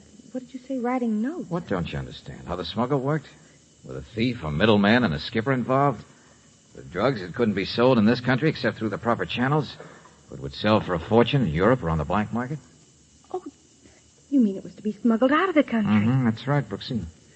And Lefty, the guy who was killed, stole the drugs and delivered them last night. But he got a knife instead of a payoff. And the kid saw it. George, you mean the boy talked? He's all right? I guess he will be. See, I was afraid he was, well, maybe the skipper's son or something. Yeah, I know. That psychic shock, his refusal to talk. But he's not. He's only known him for a few weeks. Kid didn't even know where he fitted into the plan until a few days ago. Oh, George, for heaven's sake. See, he doesn't have any parents, Brooksy. Just a waterfront kid. But not nearly as tough as he acts. What's missing in the smuggle setup? There's customs on the other side, you know. Who gets the goods into the other country, off the ship? The boy? You mean he was a part of it? Nobody can stop him all over the world. Up and down like monkeys. Perfect, isn't it? Yeah. If you'd been with me, you should have noticed. Empty cabin on the ship with grease stains on a pillow. But Salvori is bald. Yeah, we better buy some shampoo for that kid, by the way. He was aboard that ship. Yeah, he saw the captain go ashore to meet Salvori and Lefty. He saw the murder. Then he broke out and got away. George, let me talk to him. This ridiculous business of writing notes... Oh, sure, he'll talk now. Just been scared to death, that's all. All he wanted was to be happy. He was expecting to be happier than he'd ever been before. George, if you don't stop playing clairvoyant... Well, the captain's the only one who could have brought the kid. Therefore, made him afraid, made him run ashore. Therefore, Brooksy, the skipper was it. Well, don't you remember how the kid reacted when I asked him to go to a football game? Just puzzled? George, he is writing. Sure he is. Gives me more time to look the words up in the dictionary. Hello, mademoiselle. Oh! Sure, Angel. That's why I wouldn't talk before. He wants to stay in this country. Afraid we'd find him out. He's from Marseille. He's French. Oui, Marseille. Mais j'aime l'Amérique. Et monsieur, il dit que... Hey! French. Here, give me the pencil. And the dictionary. You think you could stand a turkey dinner, George? Turkey? Oui. You see? One language. I guess it is Thanksgiving, isn't it? And now we got a pilgrim on our hands, Angel. A hungry little pilgrim.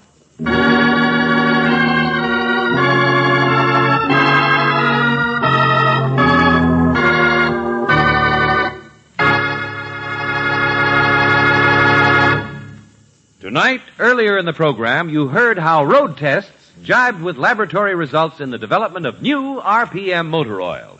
You have been taken step by step along the path followed by our scientists in bringing you this new oil years ahead of its time.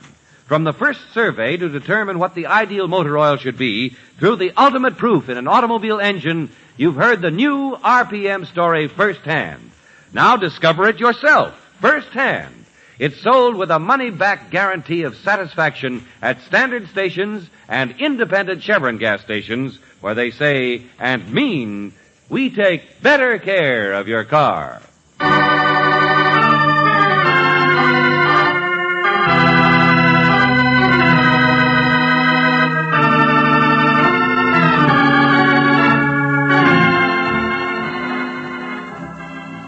Tonight's adventure of George Valentine has been brought to you by Standard Oil Company of California on behalf of independent Chevron gas stations and standard stations throughout the West. Robert Bailey is starred as George with Virginia Gregg as Brooksy. Let George Do It is written by David Victor and Jackson Gillis and directed by Don Clark. Wally Mayer is Lieutenant Riley. Alan Reed was heard as Stogue. Dick Ryan as Sniffy. Anthony Barrett as Salvori. Jeffrey Silver as Shorty, and Stephen Chase as the Doctor. The music is composed and presented by Eddie Dunstetter. Your announcer, John Heaston. Listen again next week, same time, same station, to Let George Do It.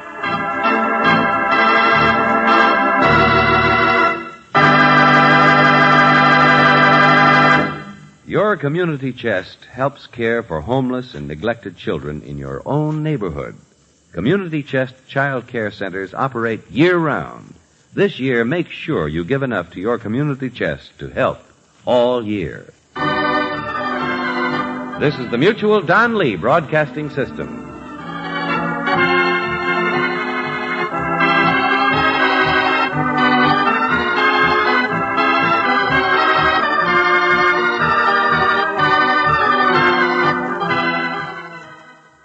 There's more to come as our Thanksgiving celebration continues with your favorite holiday episodes. Happy Thanksgiving! From Old Time Radio USA.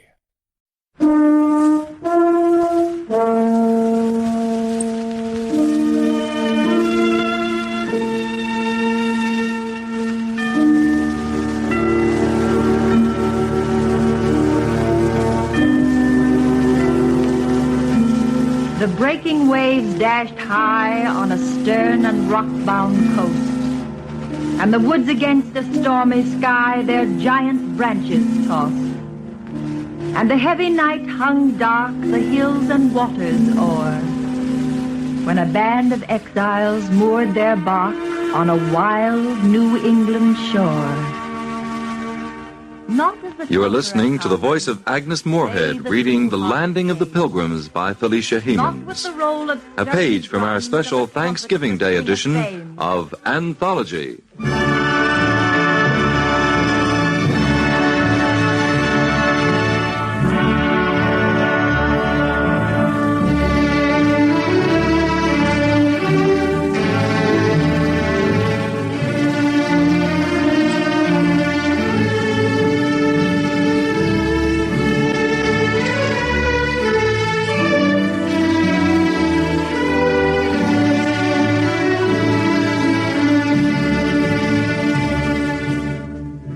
This is Fleetwood.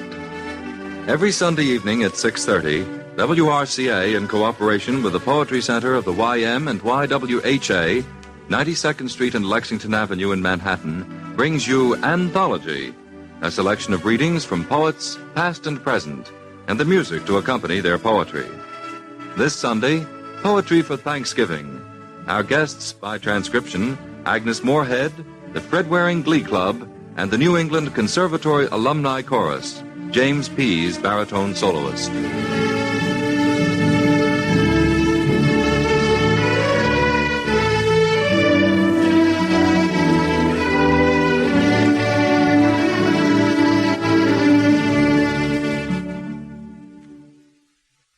Since Thanksgiving is a season of reunion, a season when we give thanks for the bounty of our table, the peace and comfort of our home, we'd like to open today's program with Lydia Maria Child's beloved Thanksgiving Day. Or perhaps you remember the poem from your school days by the more familiar opening lines, "Over the river and through the woods to grandfather's house we'll go." The poem has been expanded by Frank Kunkel for the special holiday recording you'll hear. The music is by Harry Simeon. And so, if you'll join us, Fred Waring and the Pennsylvanians are waiting outside in the sleigh.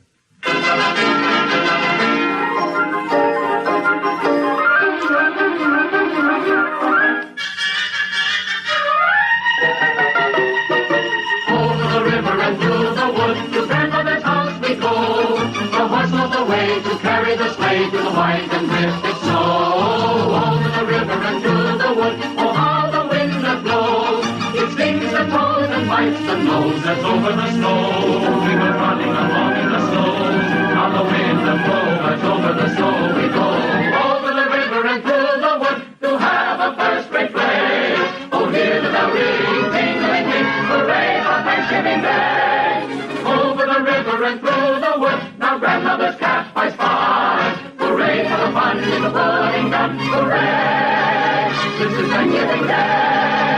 Oh, what fun is the pudding gun, hooray, this is Thanksgiving Day.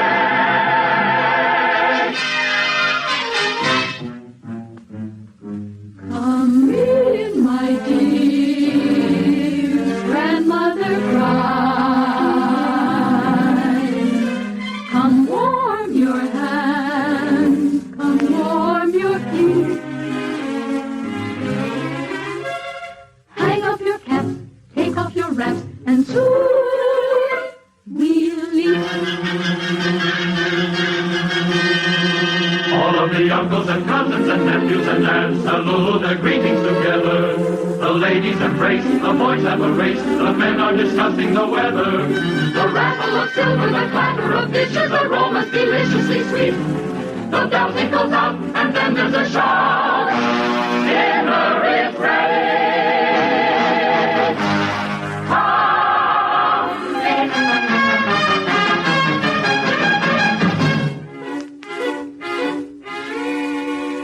Dear old grandfather takes his place at the head of the festive board.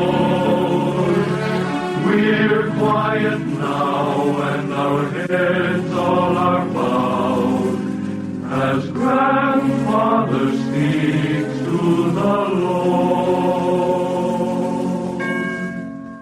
Our Father,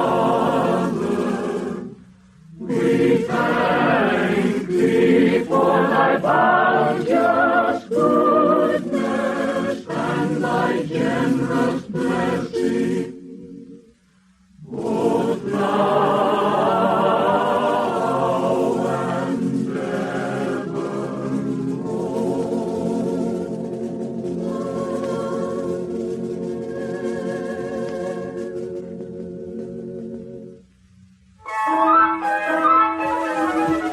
Grandma and Mother slip out to the kitchen, and soon there begins a parade. Each platter and dish piled high as you wish, with wonderful food that Grandma has made. First comes the big bowl of steaming hot soup, then celery and olives and toast. Then eyes open wide as Grandma is spied marching in with what we love the most. A turkey all stuffed with sausage and nuts, with lean bacon strips on top of its breast, and a ham with oats and jam and cranberry sauce and the rest.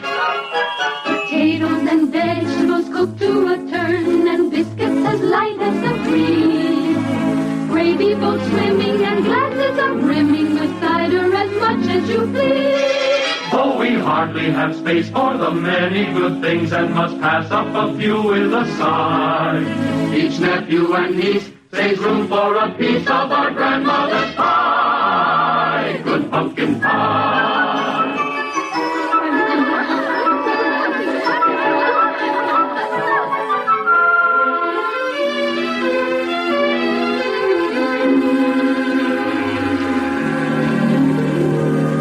Now dinner is through, but who wants to play? Who wants to run? Or who wants to rest? On grandfather's lap, curled up for a nap, our dear cousin John and sweet little Grace. Grandpa unbuttons his vest. In a moment we all hear him snore. Though early today, we all were so gay. We can't stay away.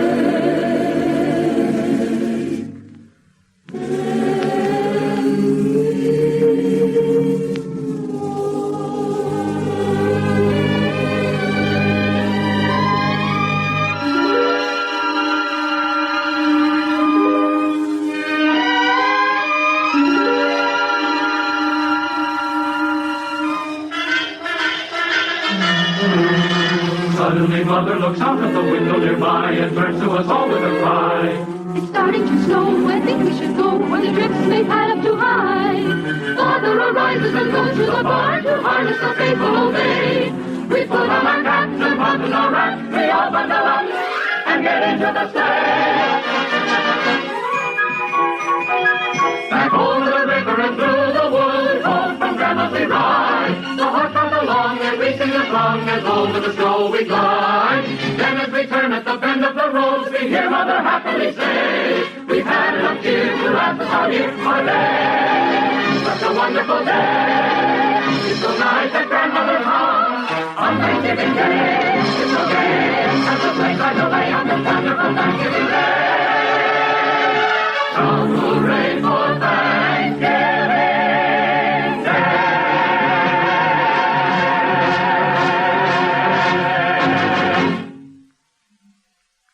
There have been quite a few changes since those days, since the era of the sleigh, mittened hands, frost blue noses. Yesterday, the Thanksgiving Day dinner required weeks of preparation.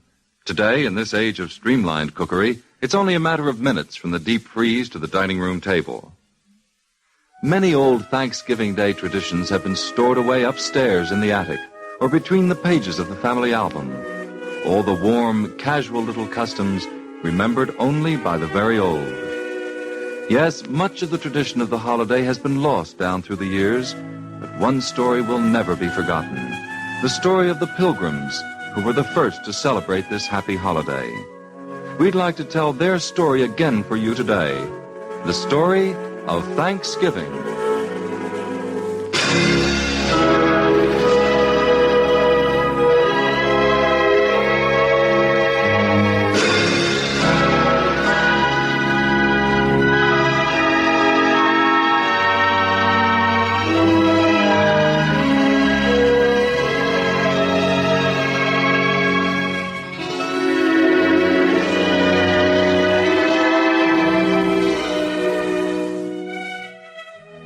The Mayflower set sail from Southampton, England, on August 5th, 1609.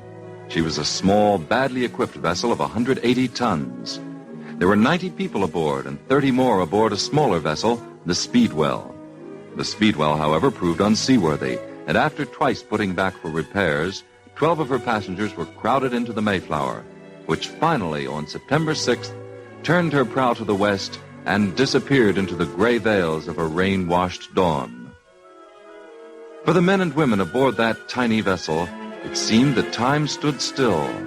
The minutes, the hours, The days dissolved into the creak of the rigging, the constant slap of the waves against the sides of the Mayflower, the harsh sound of the wind.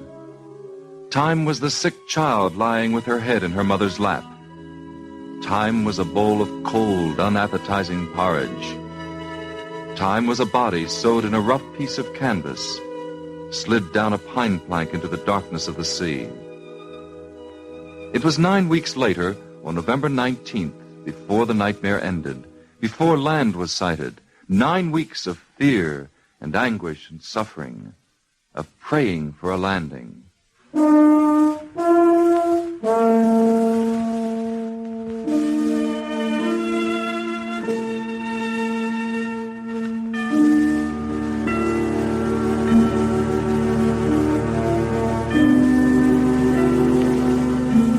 The breaking waves dashed high on a stern and rock-bound coast, and the woods against a stormy sky their giant branches tossed, and the heavy night hung dark the hills and waters o'er, when a band of exiles moored their bark on a wild New England shore.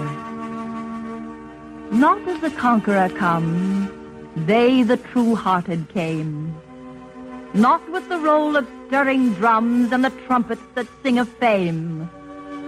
Not as the flying come, in silence and in fear. They shook the depths of the desert's gloom with their hymns of lofty cheer. Amidst the storm they sang, and the stars heard, and the sea, and the sounding aisles of the dim woods rang to the anthem of the free. The ocean eagle soared from his nest by the white waves' foam, and the rocking pines of the forest roared. This was their welcome home. There were men with hoary hair amidst that pilgrim band. Why had they come to wither there, away from their childhood's land? There was woman's fearless eye lit by her deep love's truth. There was manhood's brow serenely high, and the fiery heart of youth. What sought they thus afar? Bright jewels of the mine, the wealth of seas, the spoils of war. They sought a faith's pure shrine. I call it holy ground, the soil where first they trod. They left unstained what there they found, freedom to worship God.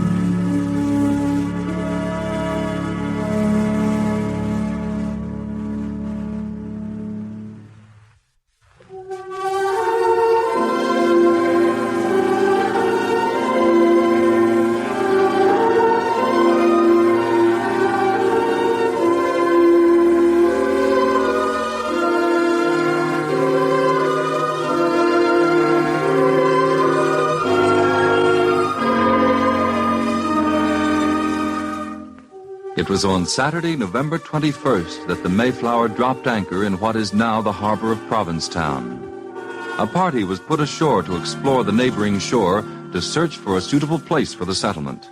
And on Monday, December 21st, Plymouth Harbor was selected. 4 months later, when the little colony had struggled through its first terrible winter, an Indian came into the hamlet and in broken English welcomed the strangers. He said his name was Samoset, that he came from Monhegan, 5 days' journey to the southeast, and that he was an envoy from the greatest commander in the country, a sachem named Massoit. Massoit himself appeared a few days later, and a treaty, offensive and defensive, was signed, which remained in force for 54 years. The Pilgrims set about planting their fields as soon as spring came, and the harvest proved a good one. Governor William Bradford, delighted by the success of the colony and the rich harvest, called a meeting of the elders to propose a festival.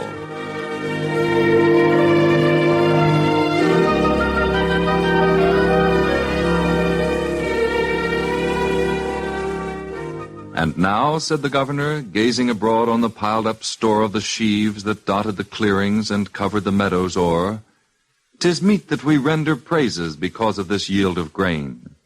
'Tis meet that the Lord of the harvest be thanked for his sun and rain. And therefore I, William Bradford, by the grace of God today and the franchise of this good people, Governor of Plymouth, say, through virtue of vested power, ye shall gather with one accord, and hold in the month of November thanksgiving unto the Lord. He hath granted us peace and plenty, and the quiet we've sought so long. He hath thwarted the wily savage, and kept him from wrack and wrong. And unto our feast the sachem shall be bidden, that he may know we worship his own great spirit, who maketh the harvests grow. So shoulder your matchlocks, masters, there is hunting of all degrees. And fishermen, take your tackle, and scour for spoil the seas. And maidens and dames of Plymouth, your delicate crafts employ to honor our first Thanksgiving, and make it a feast of joy. We fail of the fruits and dainties, we fail of the old home cheer. Ah, these are the lightest losses mayhap that befall us here. But see in our open clearings how golden the melons lie. Enrich them with sweets and spices, and give us the pumpkin pie. So bravely the preparations went on for the autumn feast. The deer and the bear were slaughtered. Wild game from the great to least was heaped in the colony cabins. Brown home brew served for wine, and the plum and the grape of the forest for orange and peach and pine. At length came the day appointed. The snow had begun to fall. But the clang from the meeting-house belfry rang merrily over all, and summoned the folk of Plymouth, who hastened with glad accord to listen to Elder Brewster as he fervently thanked the Lord. In his seat sat Governor Bradford, men, matrons, and maidens fair. Miles Standish and all his soldiers with corselet and sword were there. And sobbing and tears and gladness had each in its turn the sway, for the grave of sweet Rose Standish o'ershadowed Thanksgiving Day. And when Massasoit the Sachem sat down with his 100 braves, and ate of the varied riches of gardens and woods and waves, and looked on the granaried harvest, with a blow on his brawny chest he muttered, "The good Great Spirit loves his white children best." I sing will and sing song, yea, with my glory. The Landing of the Pilgrim Fathers, read by the distinguished Hollywood star, Miss Agnes Moorehead, and the poem, The First Thanksgiving, by Margaret Junkin Preston. Oh, but I will thee confess the wholesome long, and in the nations I will thee praise with song. The earliest poetry came to America with the Pilgrims as the Ainsworth Psalter. Henry Ainsworth, a member of the Pilgrim sect, fled from England to Amsterdam in 1593. A learned biblical scholar and teacher, he translated the Psalms from the Hebrew and then turned his translations into verse, form which he set to music. This work, called the Book of Psalms, became known as the Ainsworth Psalter and served as the religious music of the Pilgrims for many, many years. The Pilgrims sang in unison and without accompaniment. They believed, as did John Calvin, that the sole purpose of sacred music was the worship of God, and that organ music was a distraction from the prime purpose. From the Ainsworth Psalter, we'll hear 3 psalms for the Thanksgiving season. Psalm 23, Jehovah feedeth me, I do not lack. Psalm 34, In all time bless the Lord. And Psalm 100, Show to Jehovah all the earth. They will be sung by the New England Conservatory Alumni Chorus, conducted by Lorna Cook de Varon, James Pease, baritone soloist. Jehovah feedeth me, I shall not lack. In grassy folds he down doth make me lie. He gently leads me, quiet waters by. He doth return my soul for his name's sake. In paths of justice leads me quietly. Yea, though I walk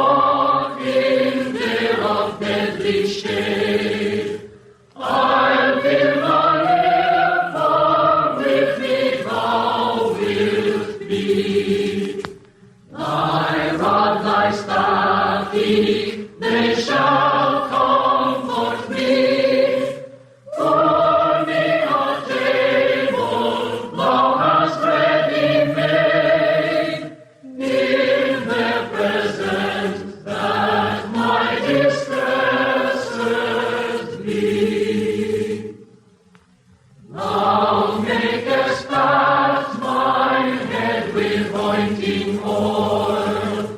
My cup abounds, countless good and mercy shall all the days of my life follow me. Also within Jehovah's house I shall to length of days repose me quietly.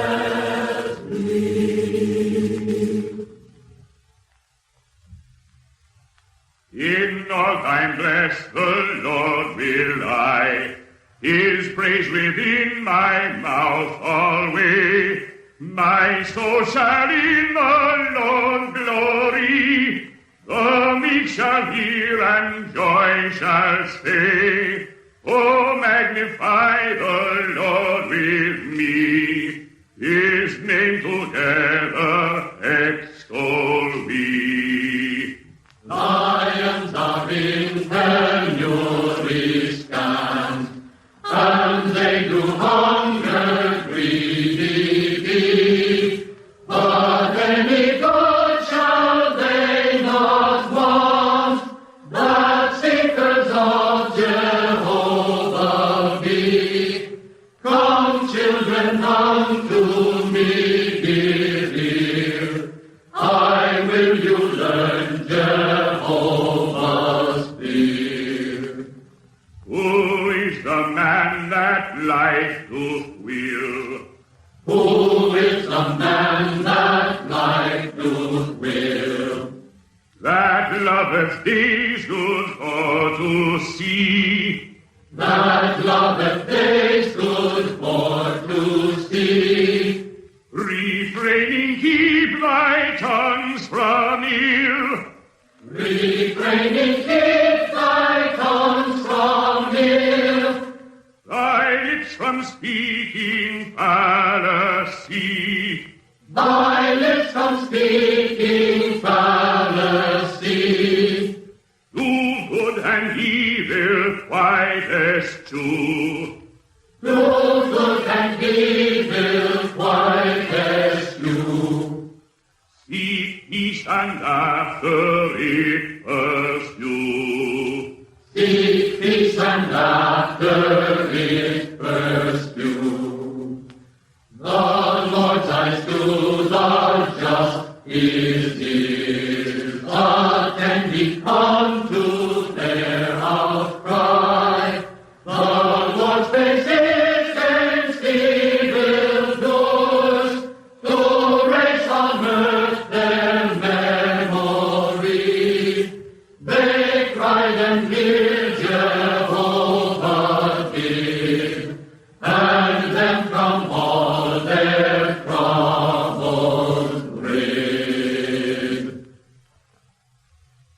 Shout to Jehovah on the earth, serve ye Jehovah with gladness, before Him come with singing mirth. Know that Jehovah He God is. It's He that made us, not we. His oak and sheep of His feeding. Oh, with confession enter ye. His gates, His courtyards with praising. Confess to Him, bless ye His name, because Jehovah He good is. His mercy ever is the same, and His faith unto all ages.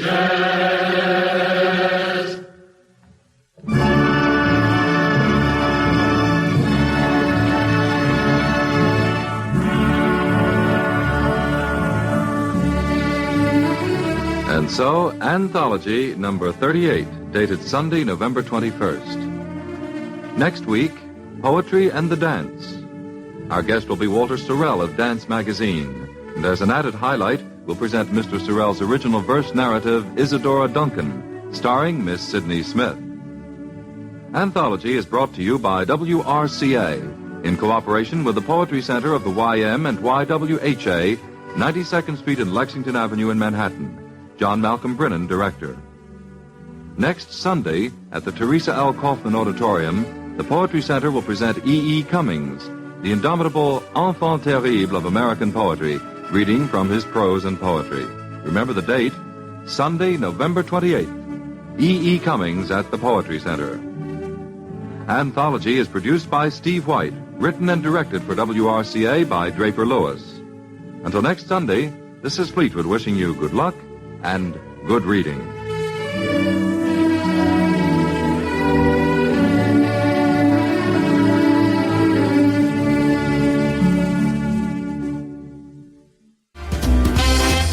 There's more to come as our Thanksgiving celebration continues with your favorite holiday episodes. Happy Thanksgiving! From Old Time Radio USA.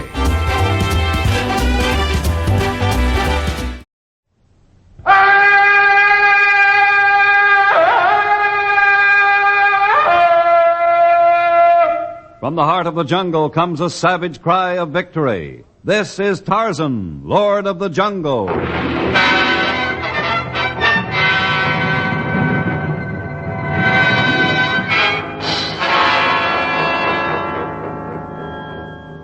From the black core of dark Africa, land of enchantment, mystery, and violence, comes one of the most colorful figures of all time, transcribed from the immortal pen of Edgar Rice Burroughs.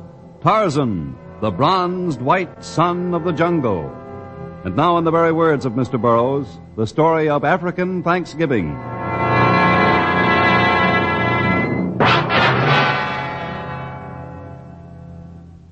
It was late fall, and the heat hung like a stifling blanket over the jungle where it bordered the native city of El Reyden. Even the recently cut branches that covered the pitfalls were dry and lifeless. There were many of these traps designed to protect the city against marauding beasts. A huge lion lay on the bottom of one of the pits, gasping for breath in the arid heat of noon.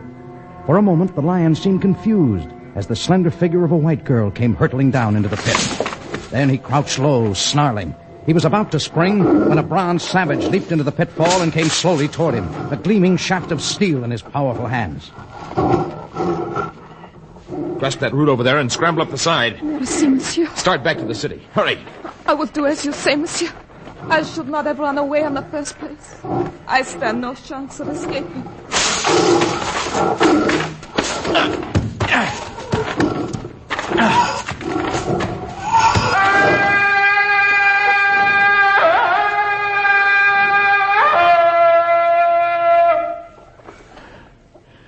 Well, I better scramble out of here myself.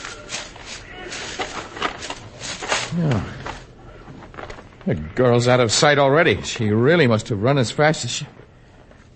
I wonder what she meant by standing no chance of escaping. I think I'll go back to the public inn at El Reyden and find out.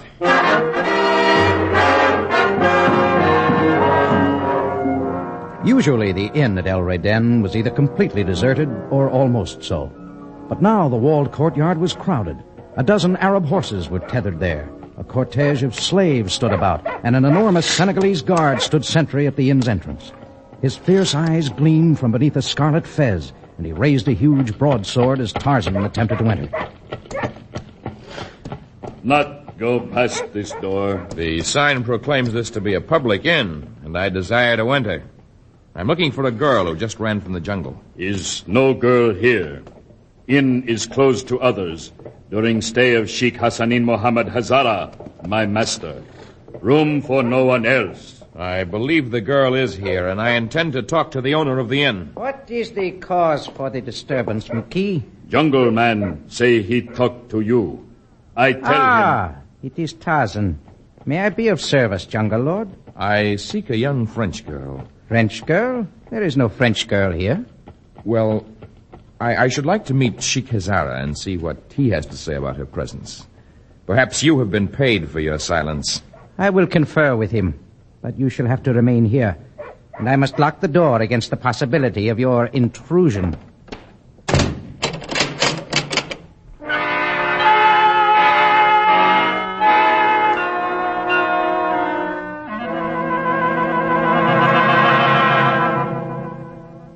You're both fools. Had you invited this Tarzan to enter, I could have easily explained away the matter of the girl. But now you increased his curiosity. You make matters most difficult. We only did what you ordered. You said no one else was to be admitted. Unless I satisfy the curiosity of this jungle man, he may bring the police here. I cannot afford questions until I have reached my own land with the lovely French mamselle. If there's nothing further you wish of me. But there is, innkeeper. I desire you to prepare the most lavish meal of which you are capable, and to bring forth the best wines your cellars afford. But, of course, mighty sheik. I hasten to carry Just a moment.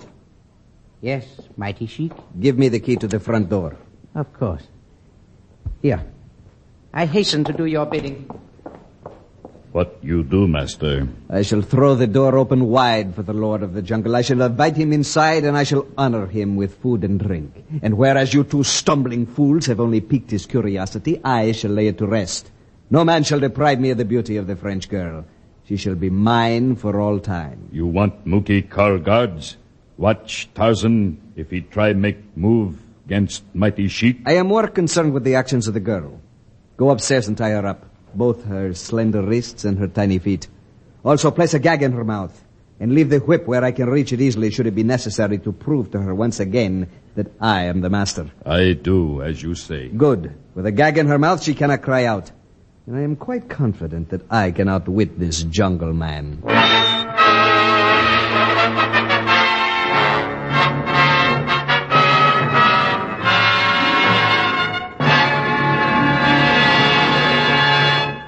We'll return to our story of Tarzan in just a moment.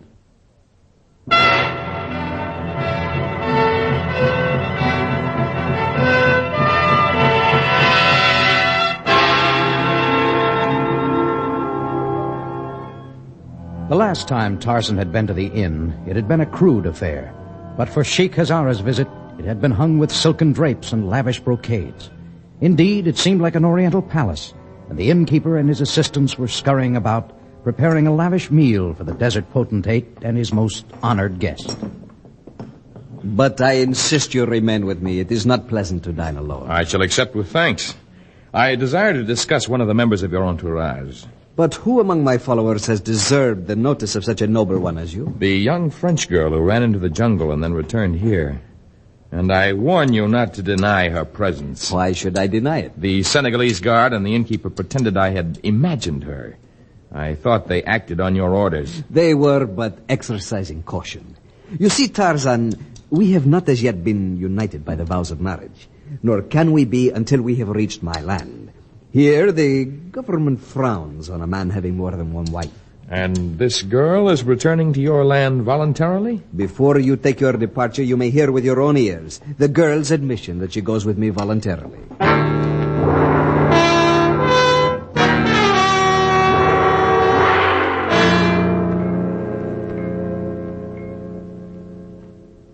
Turn just a little this way, my dear, and I shall cut the last of the thongs that hold your tiny feet. Ah, yes, the gag. I shall remove it immediately.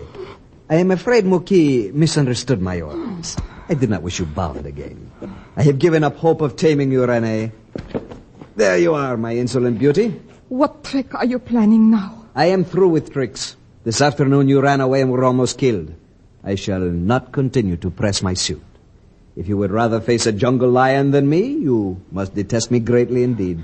It is not that I detest you. At least I did not at first, but I came to Africa to meet the man I love. And I have no intention of becoming a member of your harem. I have abandoned all hope of taking you home with me. What do you mean? A jungle potentate said he'd seen you in the jungle this afternoon when you ran away. You're the creature who killed the lion with a knife and then let out a scream like that of an insane man? The same. He desires you as one of his wives, and I have decided to let him take you. Oh, no. Perhaps you may enjoy the life in the jungle more than you would the life among my people. There you will be dressed in crude skins. You will live in a filthy hut. Beasts will be on your very doorstep. Your companions will be the foul-smelling savages with rings through their noses. And if you do anything that displeases them, you will be torn limb from limb and devoured by these followers of Tarzan. Oh, no. No, please, Ezra. Take me back to Algiers. The one I love was to meet me there. He will be worried sick by now. I had decided to return you to Algiers. But now that this jungle lord has taken a fancy to you, I may find it difficult. I will not go with him. You've got to save me from him, Ezra. He demands to see you before he leaves.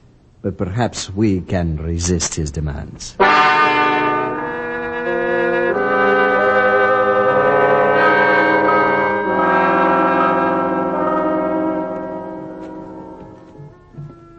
Hazara, why is your slave dragging the girl in? She is shy, except before me. Bring her over here, Muki. Yes, master. Musicians, cease your playing. We have an important jungle potentate who would put questions to this fair young damsel. Why do you shrink from me, girl? I saw how you acted this afternoon. Are you killed with your bare hands? Am I to admire such a savage? But I killed only so that you would not be injured. You are like the rest. You protected me only so that you could later... I protected you because your life was in danger. And that wild scream, what did that mean? It was the victory cry of the bull ape. I learned it from... The bull ape? Oh, save me from him, Ezra. You do not require saving from me. I came here only because I thought the sheik held you against your will. I heard you say something about standing no chance to escape. You misunderstood me. I said no such thing. Well, I was sure I heard you say those words. I intended wresting you from Sheik Azara and taking you away to wherever you wanted. You will not take me. I will not go with you. You are a jungle savage, and I would rather be dead than you... That is enough, Rene.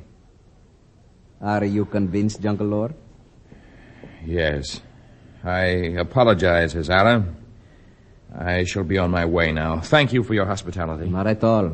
We shall sojourn here for a few days before we ride on to the desert. Feel free to visit me at any time. I shall not come back this way. I'm returning to the heart of my jungle. Goodbye. I shall show you to the door, Tarzan. Thank you, innkeeper. I'm sorry I insisted on entering your inn, but I was under the... Musicians, resume the music of my land. Muki. Yes, master. Fetch my hookah.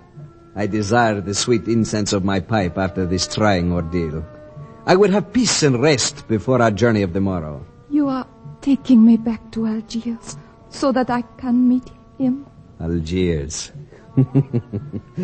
I should journey all the way back to Algiers so that I may give you to another? No, my dear Rene. I am taking you to the desert so that you can become my bride. But you said that... I said just enough so that you will respond to Tarzan as I had hoped. You will continue to speak and act as I desire. And if my words do not convince you, be reminded of my other methods by the sound of my whip.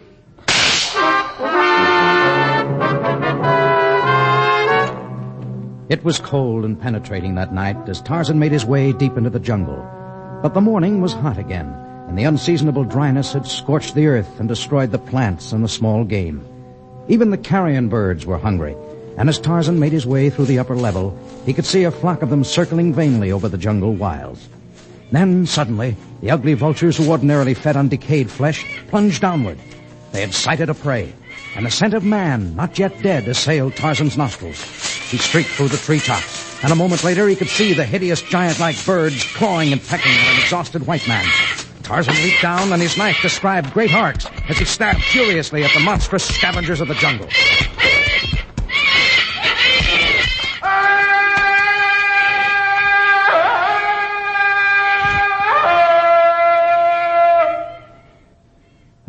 It's no use. It's no use anyway. What's no use?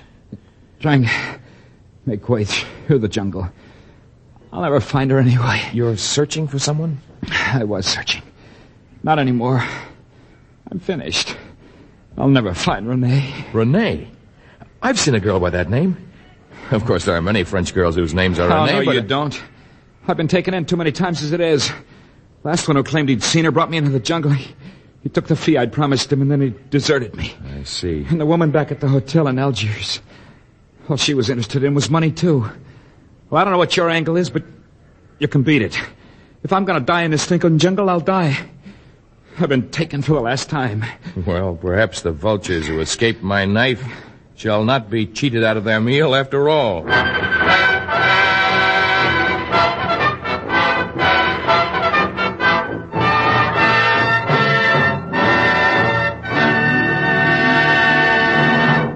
In just a moment, the exciting conclusion of African Thanksgiving.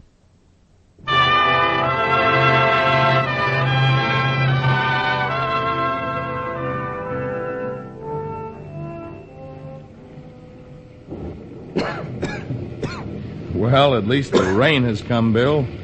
You won't have to die in the blistering heat. Back home at this time of year, everything's golden, red, and brown. Kids are cutting out jack-o'-lanterns, and women are roasting turkeys, baking pumpkin pies. There's a holiday we call Thanksgiving, Tarzan. I was going to take Renee back to America for Thanksgiving. Perhaps you might like to talk about Renee before you die. Yeah, I met her in Paris. I was an exchange student there, engineering. We fell in love, and I wanted to marry her, but I didn't have enough money to satisfy her parents. Oh, no, the way they figured it, she was going to marry a millionaire. Some Oriental potentate had seen her at the store where she worked. Offered them a fortune for her. And they sold their own daughter? No, they didn't do that, but it convinced them more than ever that Renee would make a brilliant match. Maybe they should have sold her to that Sheikh Hazara. She'd have been better off. Sheikh Hazara? When I graduated, I went back home. And 6 months ago, I had a chance to come to Africa on a job. Then I'd be a little closer to Renee, so I took it. We corresponded regularly, and she wrote she was running away from home, that she'd meet me in Algiers. What happened? My job was almost finished, but I couldn't leave until all the loose ends were tied up. I was a couple of days late in reaching Algiers, but the woman who ran the little hotel there where Renee was to go had promised to take care of her. And she didn't? I finally got the truth out of her, or part of it anyway. She'd made up some far-fetched story about having received a message from me, and she convinced Renee that I wanted her to meet me in the interior. Well, why did you do that? Someone had paid her to do it. I couldn't force her to tell me who it was, but she admitted Renee had hired some Arab guides to lead her to me in the jungle. It's the last that was ever seen of her. I've been searching for her ever since.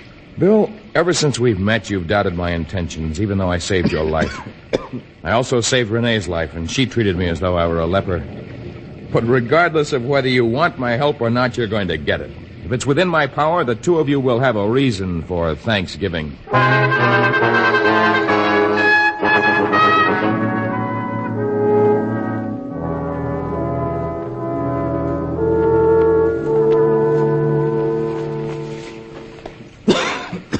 That's the inn just ahead.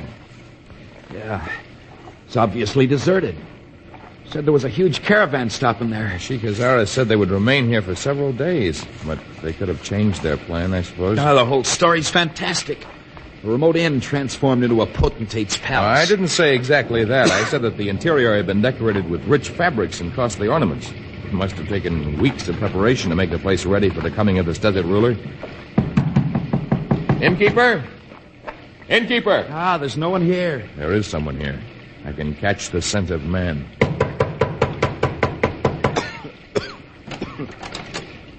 Yes?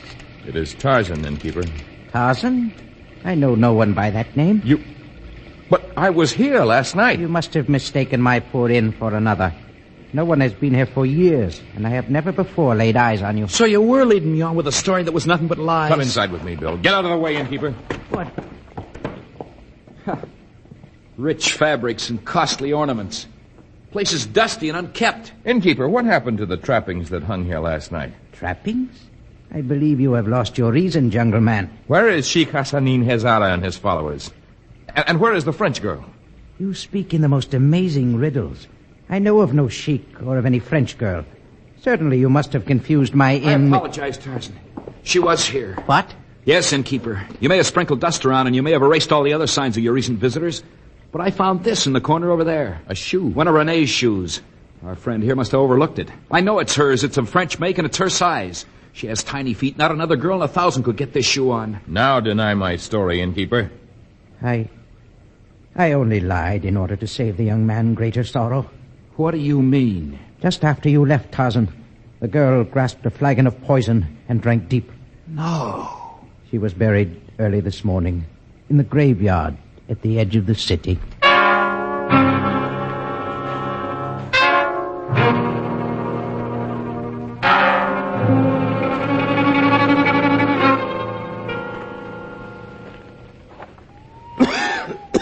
Oh, that cough's getting worse, Bill. You should have found shelter. Not until I visited her grave. A damp graveyard is certainly a poor place for a man with a cough. It's certainly a desolate place at night. It's all my fault. If she'd never left France, she wouldn't be lying in this miserable cemetery. If I'd written to her to wait until... Shh. There's someone over there. You! Yes, Effendi? Why are you digging in the rain and at night? When someone dies at this time of the year, the sepulchre must be completed before the rains come too heavy. I was packing the earth firmly about this grave that was filled but this morning. Renee's grave. I know not the occupant of this final resting place, save that she was a young French girl who traveled in an Arab's caravan. The caravan has left. But not before you were well paid to heap heavy rocks on the grave and pour cement between the cracks. He told you he was just trying to make sure the rains wouldn't... Hold on to him, Bill. He may regain consciousness soon. I didn't hit him hard. Well, why did you hit him at all? Because he isn't a grave digger any more than you are. He's one of Hazara's men, and he was attempting to make sure no one would ever open that grave. What are you doing? I'm digging up the coffin. And I'm reasonably certain we'll find it empty.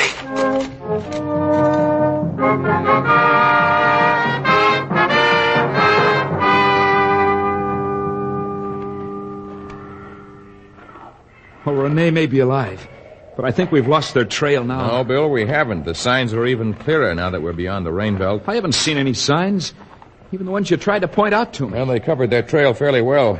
Hazara hoped the story of Renee's death would discourage us, but he wasn't depending on it completely. Are you sure you don't want me to hunt for some small game, Bill? Oh, I couldn't eat. How do you feel? Better than I thought I would, after sleeping in that wet treetop. And frankly, I'm sick of Africa. If only I could find Renee, I'd take her to America so fast she wouldn't even have time to catch her breath. I don't think we'd ever leave the good old USA again. But first to find her. Yeah. It looks so hopeless. How can we hope to catch them when they're on horseback? Well, they, too, are traveling by foot now. Their horses were lame by the time they reached the last pass. You could tell by the uneven depth of the hoof marks. You could tell? I couldn't tell a thing. All I know is that if I ever come face to face with Hazara... You will be face to face with him, and soon. And, Bill, you must not show your hatred. You must act as I advised. You must pray that Renee is smart enough to catch on. If she makes one sign of recognition, it will mean the end for both of you.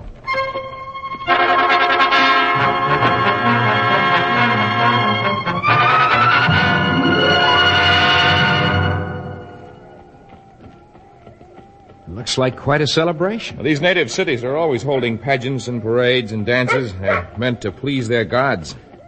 I only hope their chief will agree to our part in the ceremony. I guess you know what you're doing. But I'd like to go right to Hazara's camp and just... Oh, do you know why Hazara made camp on the edge of the city? No. Because his horses can no longer carry their burden. If he's to reach his own land, he must have camels. And the natives won't be willing to sell them for any price until their celebration is over. Yeah, but in the meantime... In the meantime, I'm going to have a talk with their chief, and you're going to dye your skin black and dress as a native witch doctor. Then you're going to make a call on Sheikh Hazara.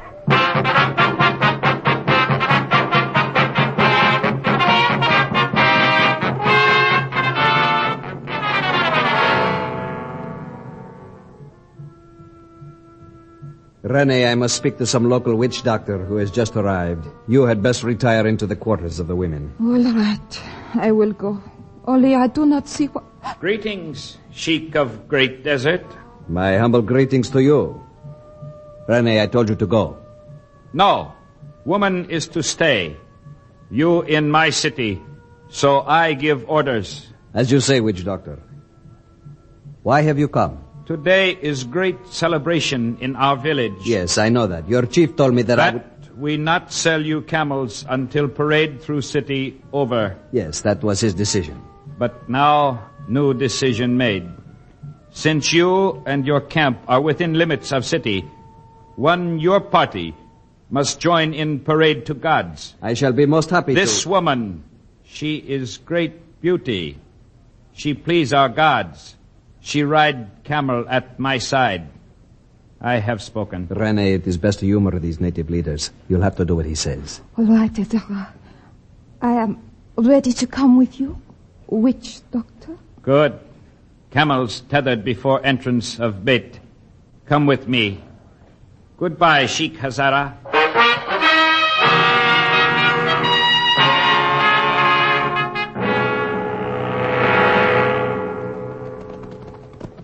All right, Bill, Renee. We're far enough from the Sheik and his men now. Whoa there, whoa. Hey, I'm almost able to manage a camel now. Oh, you were wonderful, Witch Doctor Bill. It was a fine performance. Well, it's time to remove your makeup now. We'll leave these camels here and take to the jungle. I guarantee that the Sheik will not be able to follow our trail. It'll be 3 or 4 days until the natives sell him camels, and by that time, you'll be on your way to America. America? Gee, I wonder what my friends back home would have said if they could have seen me dressed like that native witch doctor and riding at the head of that fantastic parade. Oh, the parade was part of a week's feasting to honor the gods of the fields.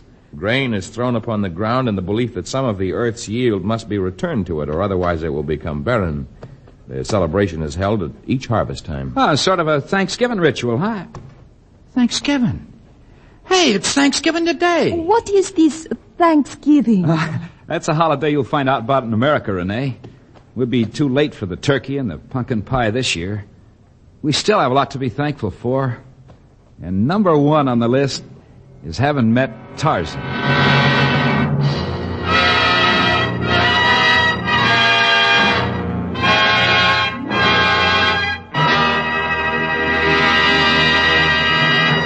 In just a moment, we'll return with a preview of our next story of Tarzan.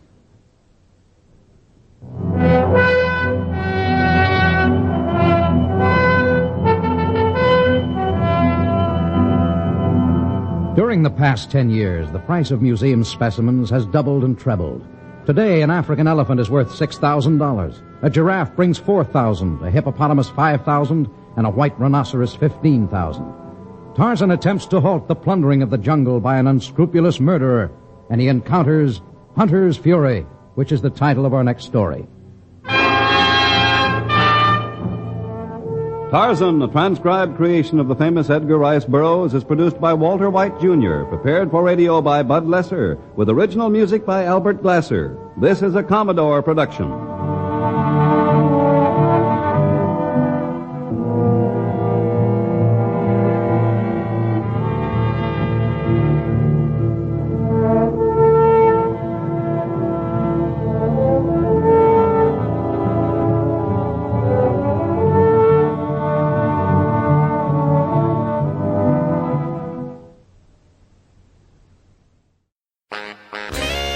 There's more to come as our Thanksgiving celebration continues with your favorite holiday episodes.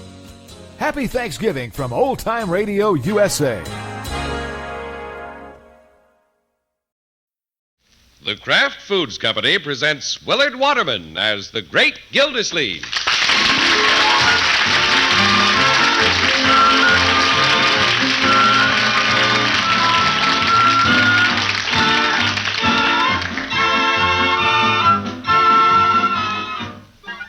The Great Gildersleeve is brought to you, partially transcribed, by the Kraft Foods Company. Kraft, you know, makes Philadelphia brand cream cheese. The cream cheese that's been famous for quality since 1880. Delicious, creamy white Philadelphia brand is so popular it outsells all other brands of cream cheese combined. Enjoy it often. Just be sure you get genuine Philadelphia brand when you buy. Look for the red Kraft K on the silvery package. Remember, there's only one Philadelphia brand cream cheese, and it's made by Kraft and guaranteed fresh.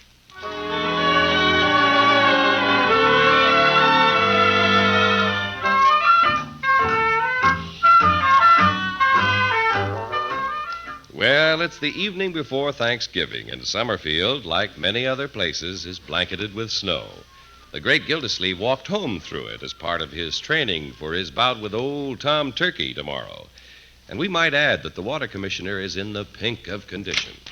Hello, everybody. I'm home. Oh, hello, Unky. Well, Marjorie. Say, that's a tantalizing aroma coming from the kitchen. Uh-huh. Bertie's cooking the turkey for tomorrow. Good. I think I'll go back and take a look at it. Now, Unky, don't start sampling it tonight. Yo, I won't. That turkey isn't going to get the best of me this time. In fact, I plan to eat light. Light meat. Hello, Bertie. Evening, Mr. Gildersleeve. Hi, Unc. Leroy, what are you doing over there by the oven? Me? Leroy's watching the turkey, and I'm watching Leroy. It's a good idea. Unky's here now, Bertie. You better double the watch. Yes, ma'am. Everybody stand back now. Bertie's going to baste it. Unc, Unc, we got a 24-pound turkey. Say, isn't he a whopper? 24 pounds and 5 of us to eat it. Oh, boy, that's nearly 5 pounds apiece. Bronco and I may not be here for dinner, Unky. He's trying to get tickets for the football game tomorrow in Center City. Oh, that's too bad. We'll miss you, my dear. Well, you know how Bronco is about a football game. Yeah. But with such a big dinner, maybe we ought to invite somebody to share it with us. Leroy, there's a pretty little girl staying at Mr. Bullard's. You mean invite Babs? Why not? Yes, why not? The pretty little girl has a pretty mother, Unky. Well, naturally, if we invite Babs, we should invite her mother. Yeah. Give along, Leroy. Let's slip on our overshoes.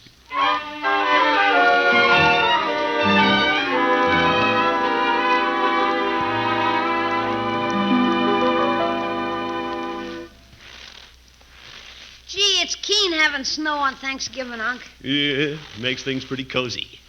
Right, George, I'm glad I thought about asking Paula and Babs over. What if Mr. Bullard won't let them come? No, Leroy, Mr. Bullard doesn't boss everything. It's none of his business if his sister wants to spend Thanksgiving with friends. Since when has Mr. Bullard considered you a friend? My boy, it's Thanksgiving. It's the time when we should all be friends. Okay. While you ring your friend's doorbell, I'll cover you with a snowball from behind this tree. Careful, Leroy. You sure make a good target against that porch light, Unc. No, Leroy. Turn sideways and I'll knock the ashes off your cigar. Leroy, watch it. Oop, here it comes. Yofer. Bullard's window. Run for it, Unc! Leroy, you shouldn't run. What's going on out there? Guess I'd better run. What are you kids...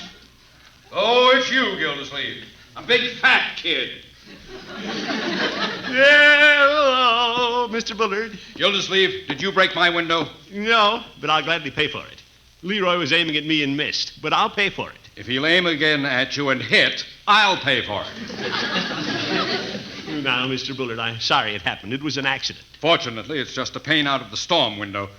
Gildersleeve, why did you come over in the first place? Well, I came over to see if I couldn't take your sister and little Babs off your hands for Thanksgiving. They're spending the holiday out of town. They are? I didn't know Paula was planning a trip. Should you have been consulted? Well, no, not necessarily. But she might have said goodbye. Well, now that you mention it, she did leave a message for you. Yeah? What was it? She said goodbye. So, goodbye. Wait a minute. Mr. Bullard. If you don't mind, I'll talk to you through the peephole. It's cold out there. Well, about the broken window. You shouldn't pay for the pain. Gildersleeve, I've been paying for a pane ever since you moved across the street. Even on Thanksgiving, he's a hard man to like.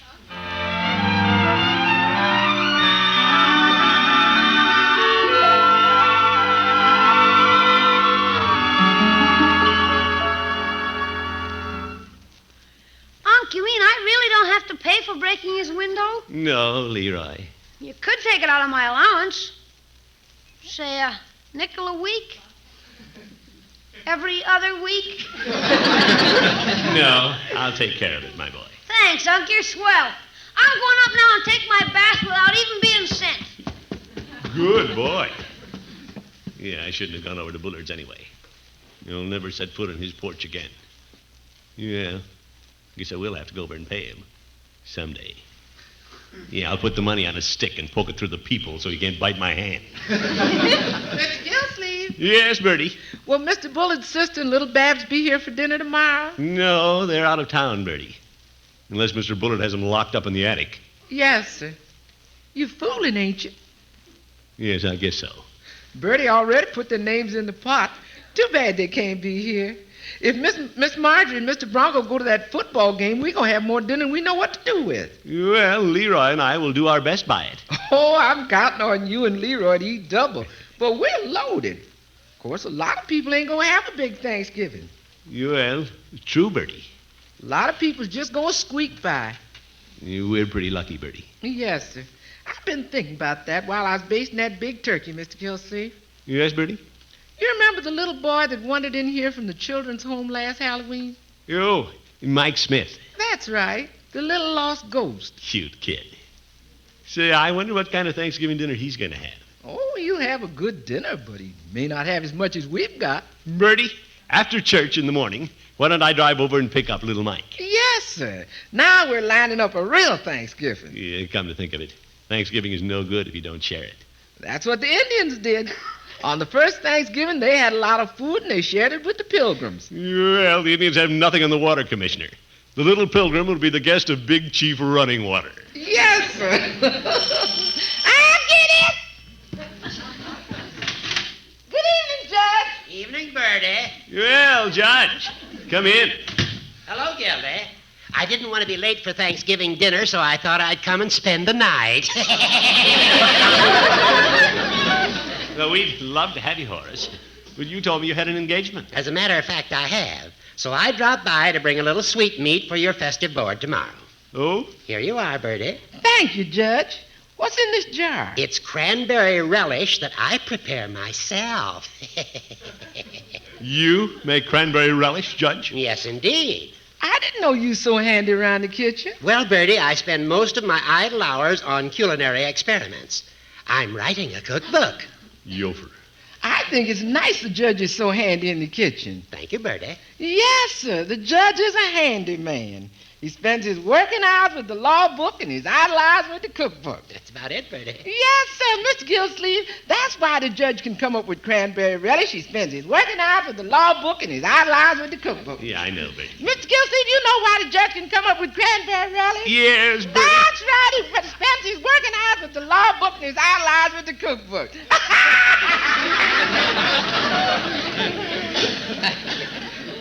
Judge, you have quite an admirer in Birdie. Well, the feeling is mutual, Gildy. I'm sorry I won't be here to sample Birdie's Thanksgiving dinner. Well, Marjorie and Bronco may not be here either. But I'm inviting little Mike from the children's home. Ah, the little fellow who was lost on Halloween. Yeah, Mike's going to be our guest of honor. Gildy, you're a shining example of the spirit of Thanksgiving. Well, that's not all I planned to do. I went over to invite Mrs. Winthrop and Babs, but old Bullard said they were out of town. Oh, so Rumson is spending Thanksgiving alone? I didn't ask him, Judge. I don't care where he spends it. Well, I know Rumson Bullard is difficult at times, but he's a lonely man. I think he wants to be alone. I'm not so sure, Gildy. Perhaps we just don't understand him. I know I don't. Be that as it may, at a time when the peoples of the world are divided, suspicious, and working at cross purposes, it seems the least we can do is set an example of amity and accord here at home. Well. Chances are the world could achieve more harmony around the Thanksgiving table than around the conference table. You're probably right, Judge. I hadn't looked at it that way. Right, George, I'll invite Bullard tomorrow.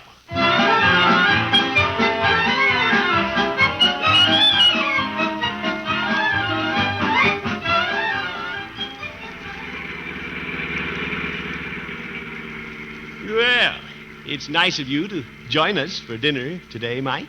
It's nice of you to invite me, Mr. Gildersleeve. You will have a lot of fun. Yeah, I didn't think to ask Mrs. Foster when I should bring you home. Just take me back when I'm good and full. Yeah, there's plenty to eat, all right. Bertie has a turkey almost as big as you are. I don't know if I can eat that much. Well, I'll help you. You ought to be a big help. I wonder how he meant that. A lot of us kids are going out for dinner today. Yeah, good. Boy, I like Thanksgiving. How many times a year does it come? Well, only once, Mike. But Christmas will be here soon. Yeah, that's when Santa Claus comes. Yeah, I'll bet you get a lot of presents. Yeah, Bobby's even getting a mother and father for Christmas. You? Who's Bobby? He's my friend. Yeah, I see. Well, here we are. Remember this house? This is where you found me when I got lost. That's right. I sure was dopey to get lost. Well, if you had to get lost, we're glad you picked our house. Thank you. Oh, before we go in, Mike, let's go across the street and ask someone else to dinner. Okay. Yeah, I'm going to invite the man who lives in this big house. He's all alone today. With that big house, why is he all alone? Well, Mike, you know how it is. Do I? Well, this man's a little difficult to understand. It seems he hasn't many friends. Why? Well, sometimes he isn't as nice to people as he could be. But we're going to be nice to him. You see, I feel sorry for Mr. Bullard. Is that his name? Yeah, that's his name. Oh, it's you, Gildersleeve. Good morning, Mr. Bullard. Happy Thanksgiving. Thank you. Mr. Bullard, I'd like you to meet a little friend of mine, Mike Smith. How do you do, young man? Hello, Mr. Bullard. Little Mike's from the children's home. He's having dinner with us. Yeah, turkey. Oh, splendid. I hope you enjoy your dinner, Mike. Mr. Bullard? Yes? I'd like you to join us, if you will. Me? Well, that's very thoughtful of you. Well, Mr. Bullard, it's Thanksgiving, and you're all alone. Yeah, and Mr. Gildersleeve says you don't have very many friends. Oh?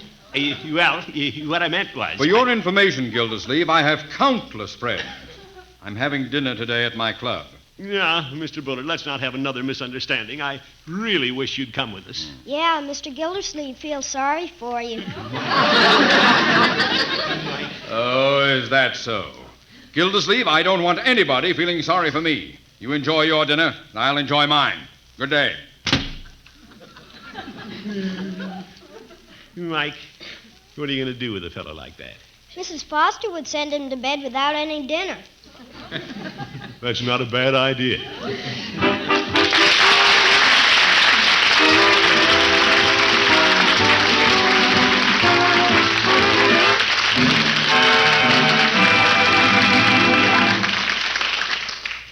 The great Gildersleeve will be back in just a minute.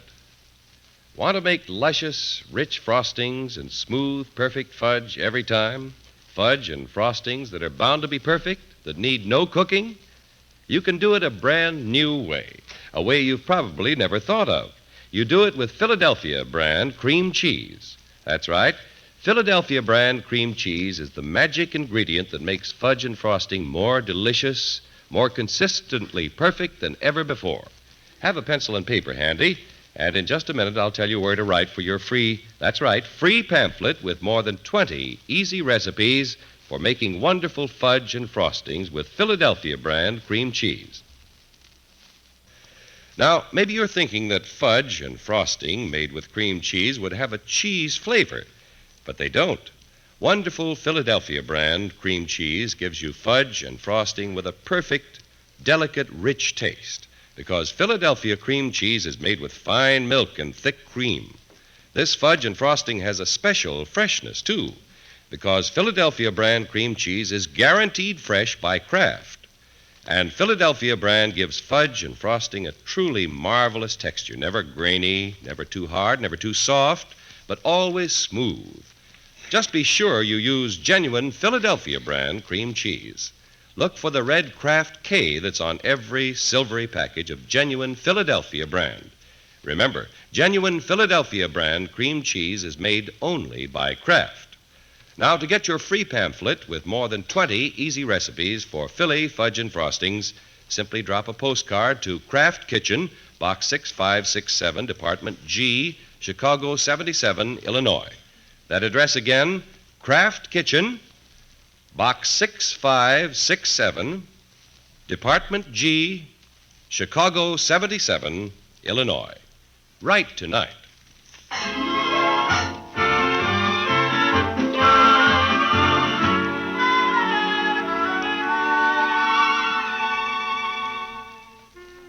Well, the great Gildersleeve has caught the Thanksgiving spirit. He invited little Mike from the children's home. He even invited Big Bad Bullard to share his turkey, but Bullard insisted on not coming.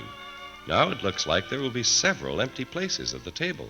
Uncle Mort. Yes, Marjorie? I'm leaving now. Bronco got tickets for the football game. Oh? Uh-huh. He's down getting gas, and I'm going to meet him out front. We're a little late. Well, sorry you can't be with us for dinner. But before you go, I want you to meet little Mike. Mike! Yo, Mike! He's in here with me testing the turkey, Mr. Gildersleeve. You don't spoil his dinner, Bertie. No, sir. You better send him in. I want Marjorie to see him. Who did you want to see me, Mr. Gildersleeve? Mike, this is my niece, Marjorie. Hello, Mike. Hello. What's a niece? Well, in this case, she's somebody I'm uncle to. Are you here for dinner, too? Well, I live here, but I can't be here for dinner. You'll excuse me, won't you? Well, I don't know. She and her husband are going to a football game, Mike. Would you rather see a football game than eat turkey? No, but our college is playing. Isn't anybody going to eat Thanksgiving dinner with us? Well, Leroy will be here. He's over on the hill with his sled. Well, what about Mr. Bullard, Unky? He expressed regrets. Bullard style. He's all alone. We feel sorry for him. You feel sorry for him. Okay. Oh, that's Bronco. Well, Mike, I'm awfully glad you came. Goodbye. Goodbye, Mrs. Marjorie. Mike, it's just plain Marjorie. But you've got a husband. That makes you Mrs. Well, I'll still be Marjorie to you. Goodbye, Unky. Ta-ta, my dear. What'll we do now, Mr. Gildersleeve? Well, it's quite a while until dinner, and I'm out of cigars. Why don't we drop by Mr. Peavy's and then join Leroy for a sled ride? Okay. Shall we go back and help Bertie taste the turkey before we go? Well, I guess we could take a little sliver where it won't show.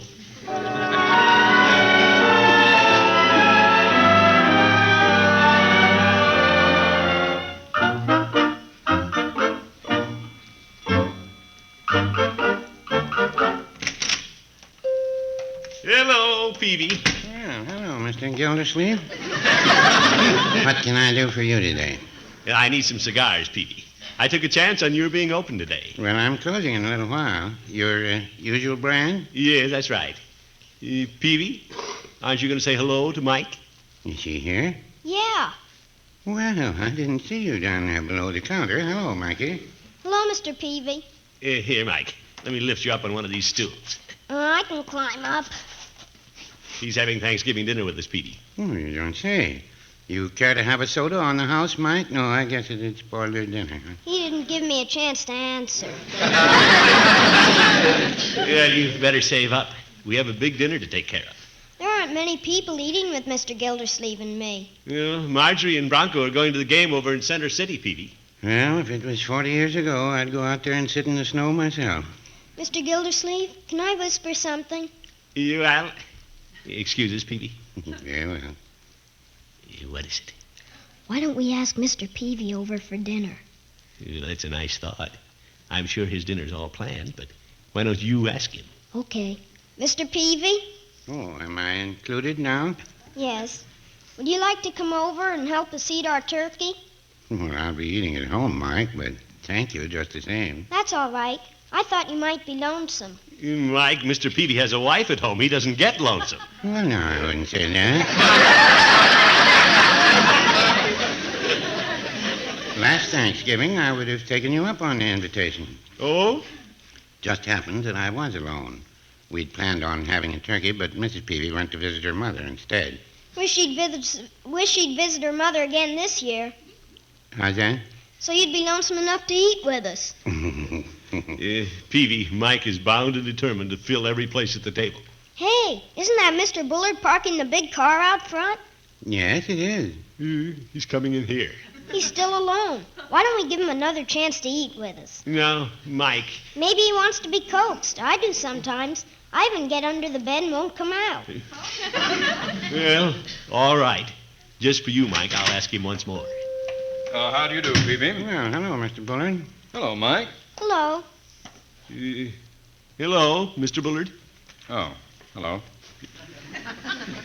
What a cold fish. Go ahead, Mr. Gildersleeve. Ask him. Ask me what? Mr. Bullard, if you'd care to reconsider, the invitation to dinner is still good. Thank you, Gildersleeve, but I have plans of my own. Well, we'd love to have you come to our house. Gildersleeve, stop nagging at me to come to your house. All right. You have your dinner, and I'll have my party at the club. Oh, Peavy, I want 5 pounds of your best after-dinner mints. My. 5 pounds? You must be having a big party. Oh, yes, I am. Thanksgiving is a day to gather your friends around you. And although I may not be considered popular by one of my neighbors, I have many friends. Peavy, make that 10 pounds of mints. 10 pounds? I'm glad I opened up today. Stuffed shirt. Must be inviting his whole club. How much will that be, Peavy? Well, it comes to $7, but of course it's a lot of mints. You must not be having anything for dinner but mints. Mike? There you are, Peavy. These mints should be the crowning touch after my friends and I enjoy a hearty meal. We're having vichyssoise, a tossed green salad with anchovies, roast pheasant, golden pheasant. You like it. Wild rice, of course, candied yams, and for dessert, flaming plum pudding. Sounds mighty good. Mr. Gildersleeve, maybe he'd invite us to his dinner. Mike, come with me. We have to pick up Leroy.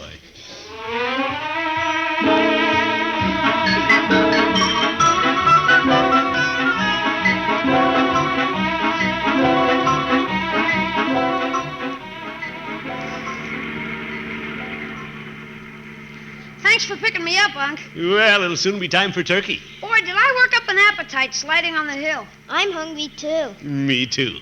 3 of us will have a fine time. Isn't Mr. Bullard coming? No, Bullard's invited a lot of people out to his club for a fancy dinner. Vichy Schwartz. Leroy, it was nice of you to take me down on the hill on your sled. Oh, that's okay. Forget it.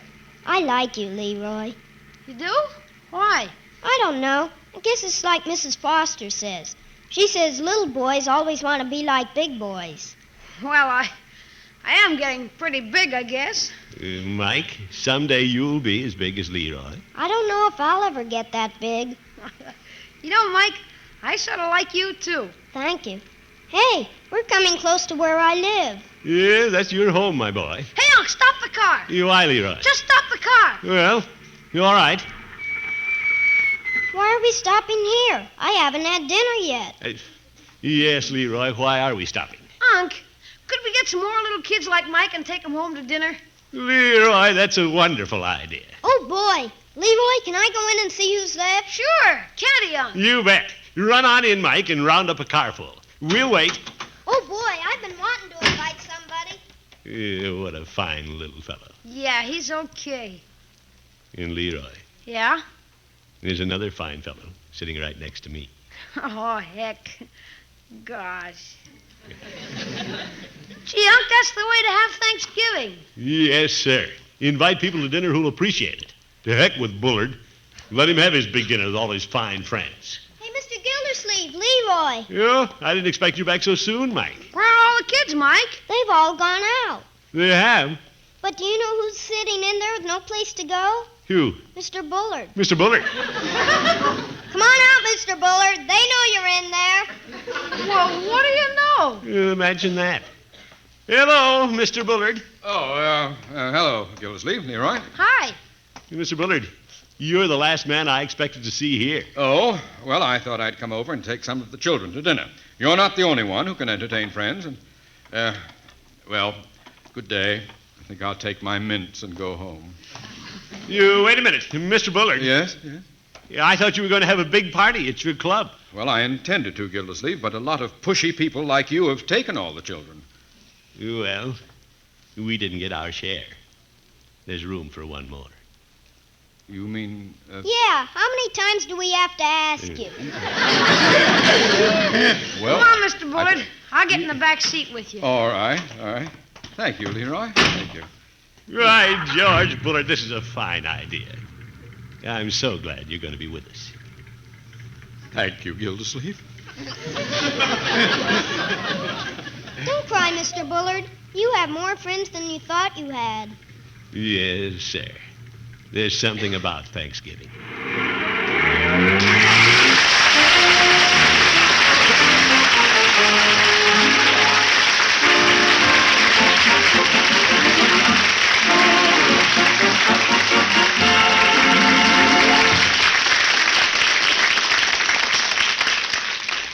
The great Gildersleeve will be with us again in just 30 seconds. Have you tasted the 2 delicious new versions of Philadelphia brand cream cheese? Now you can get delicately rich Philadelphia cream cheese filled with spicy bits of chives and Philadelphia cream cheese with pieces of red pimento all through. Imagine the delicious variety of easy snacks and sandwiches you can make with these 2 new kinds of Philadelphia brand cream cheese. Try them tomorrow. Just be sure you get genuine Philadelphia brand cream cheese. Remember, there's only one Philadelphia brand, and it's made and guaranteed fresh by Kraft.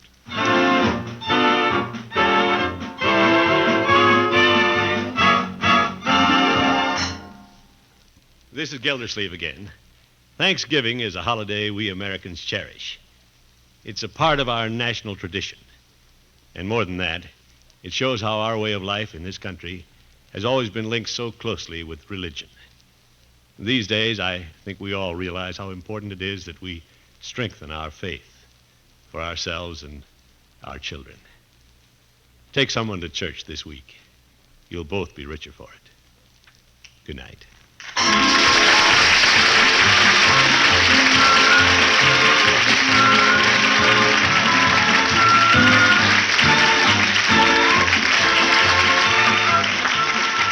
The Great Gildersleeve is played by Willard Waterman. The show is written by John Elliott and Andy White and is partially transcribed. Included in the cast are Walter Tetley, Mary Lee Robb, Lillian Randolph, Gail Gordon, Tommy Rettig, Earl Ross, and Dick LeGrand. This is John Heaston saying goodnight for the Kraft Foods Company, makers of those famous Kraft quality food products. Be sure to listen in next Wednesday and every Wednesday for the further adventures of the Great Gildersleeve.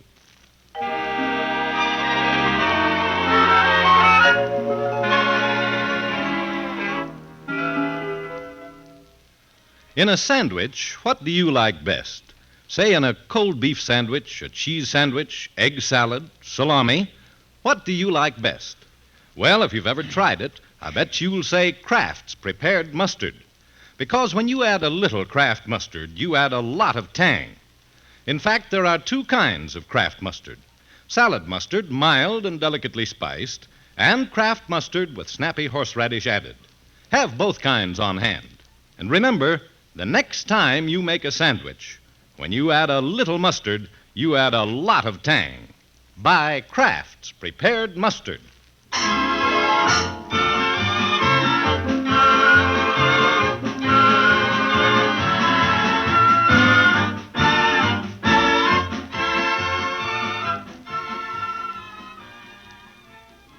Groucho Marx, You Bet Your Life. He's next on NBC.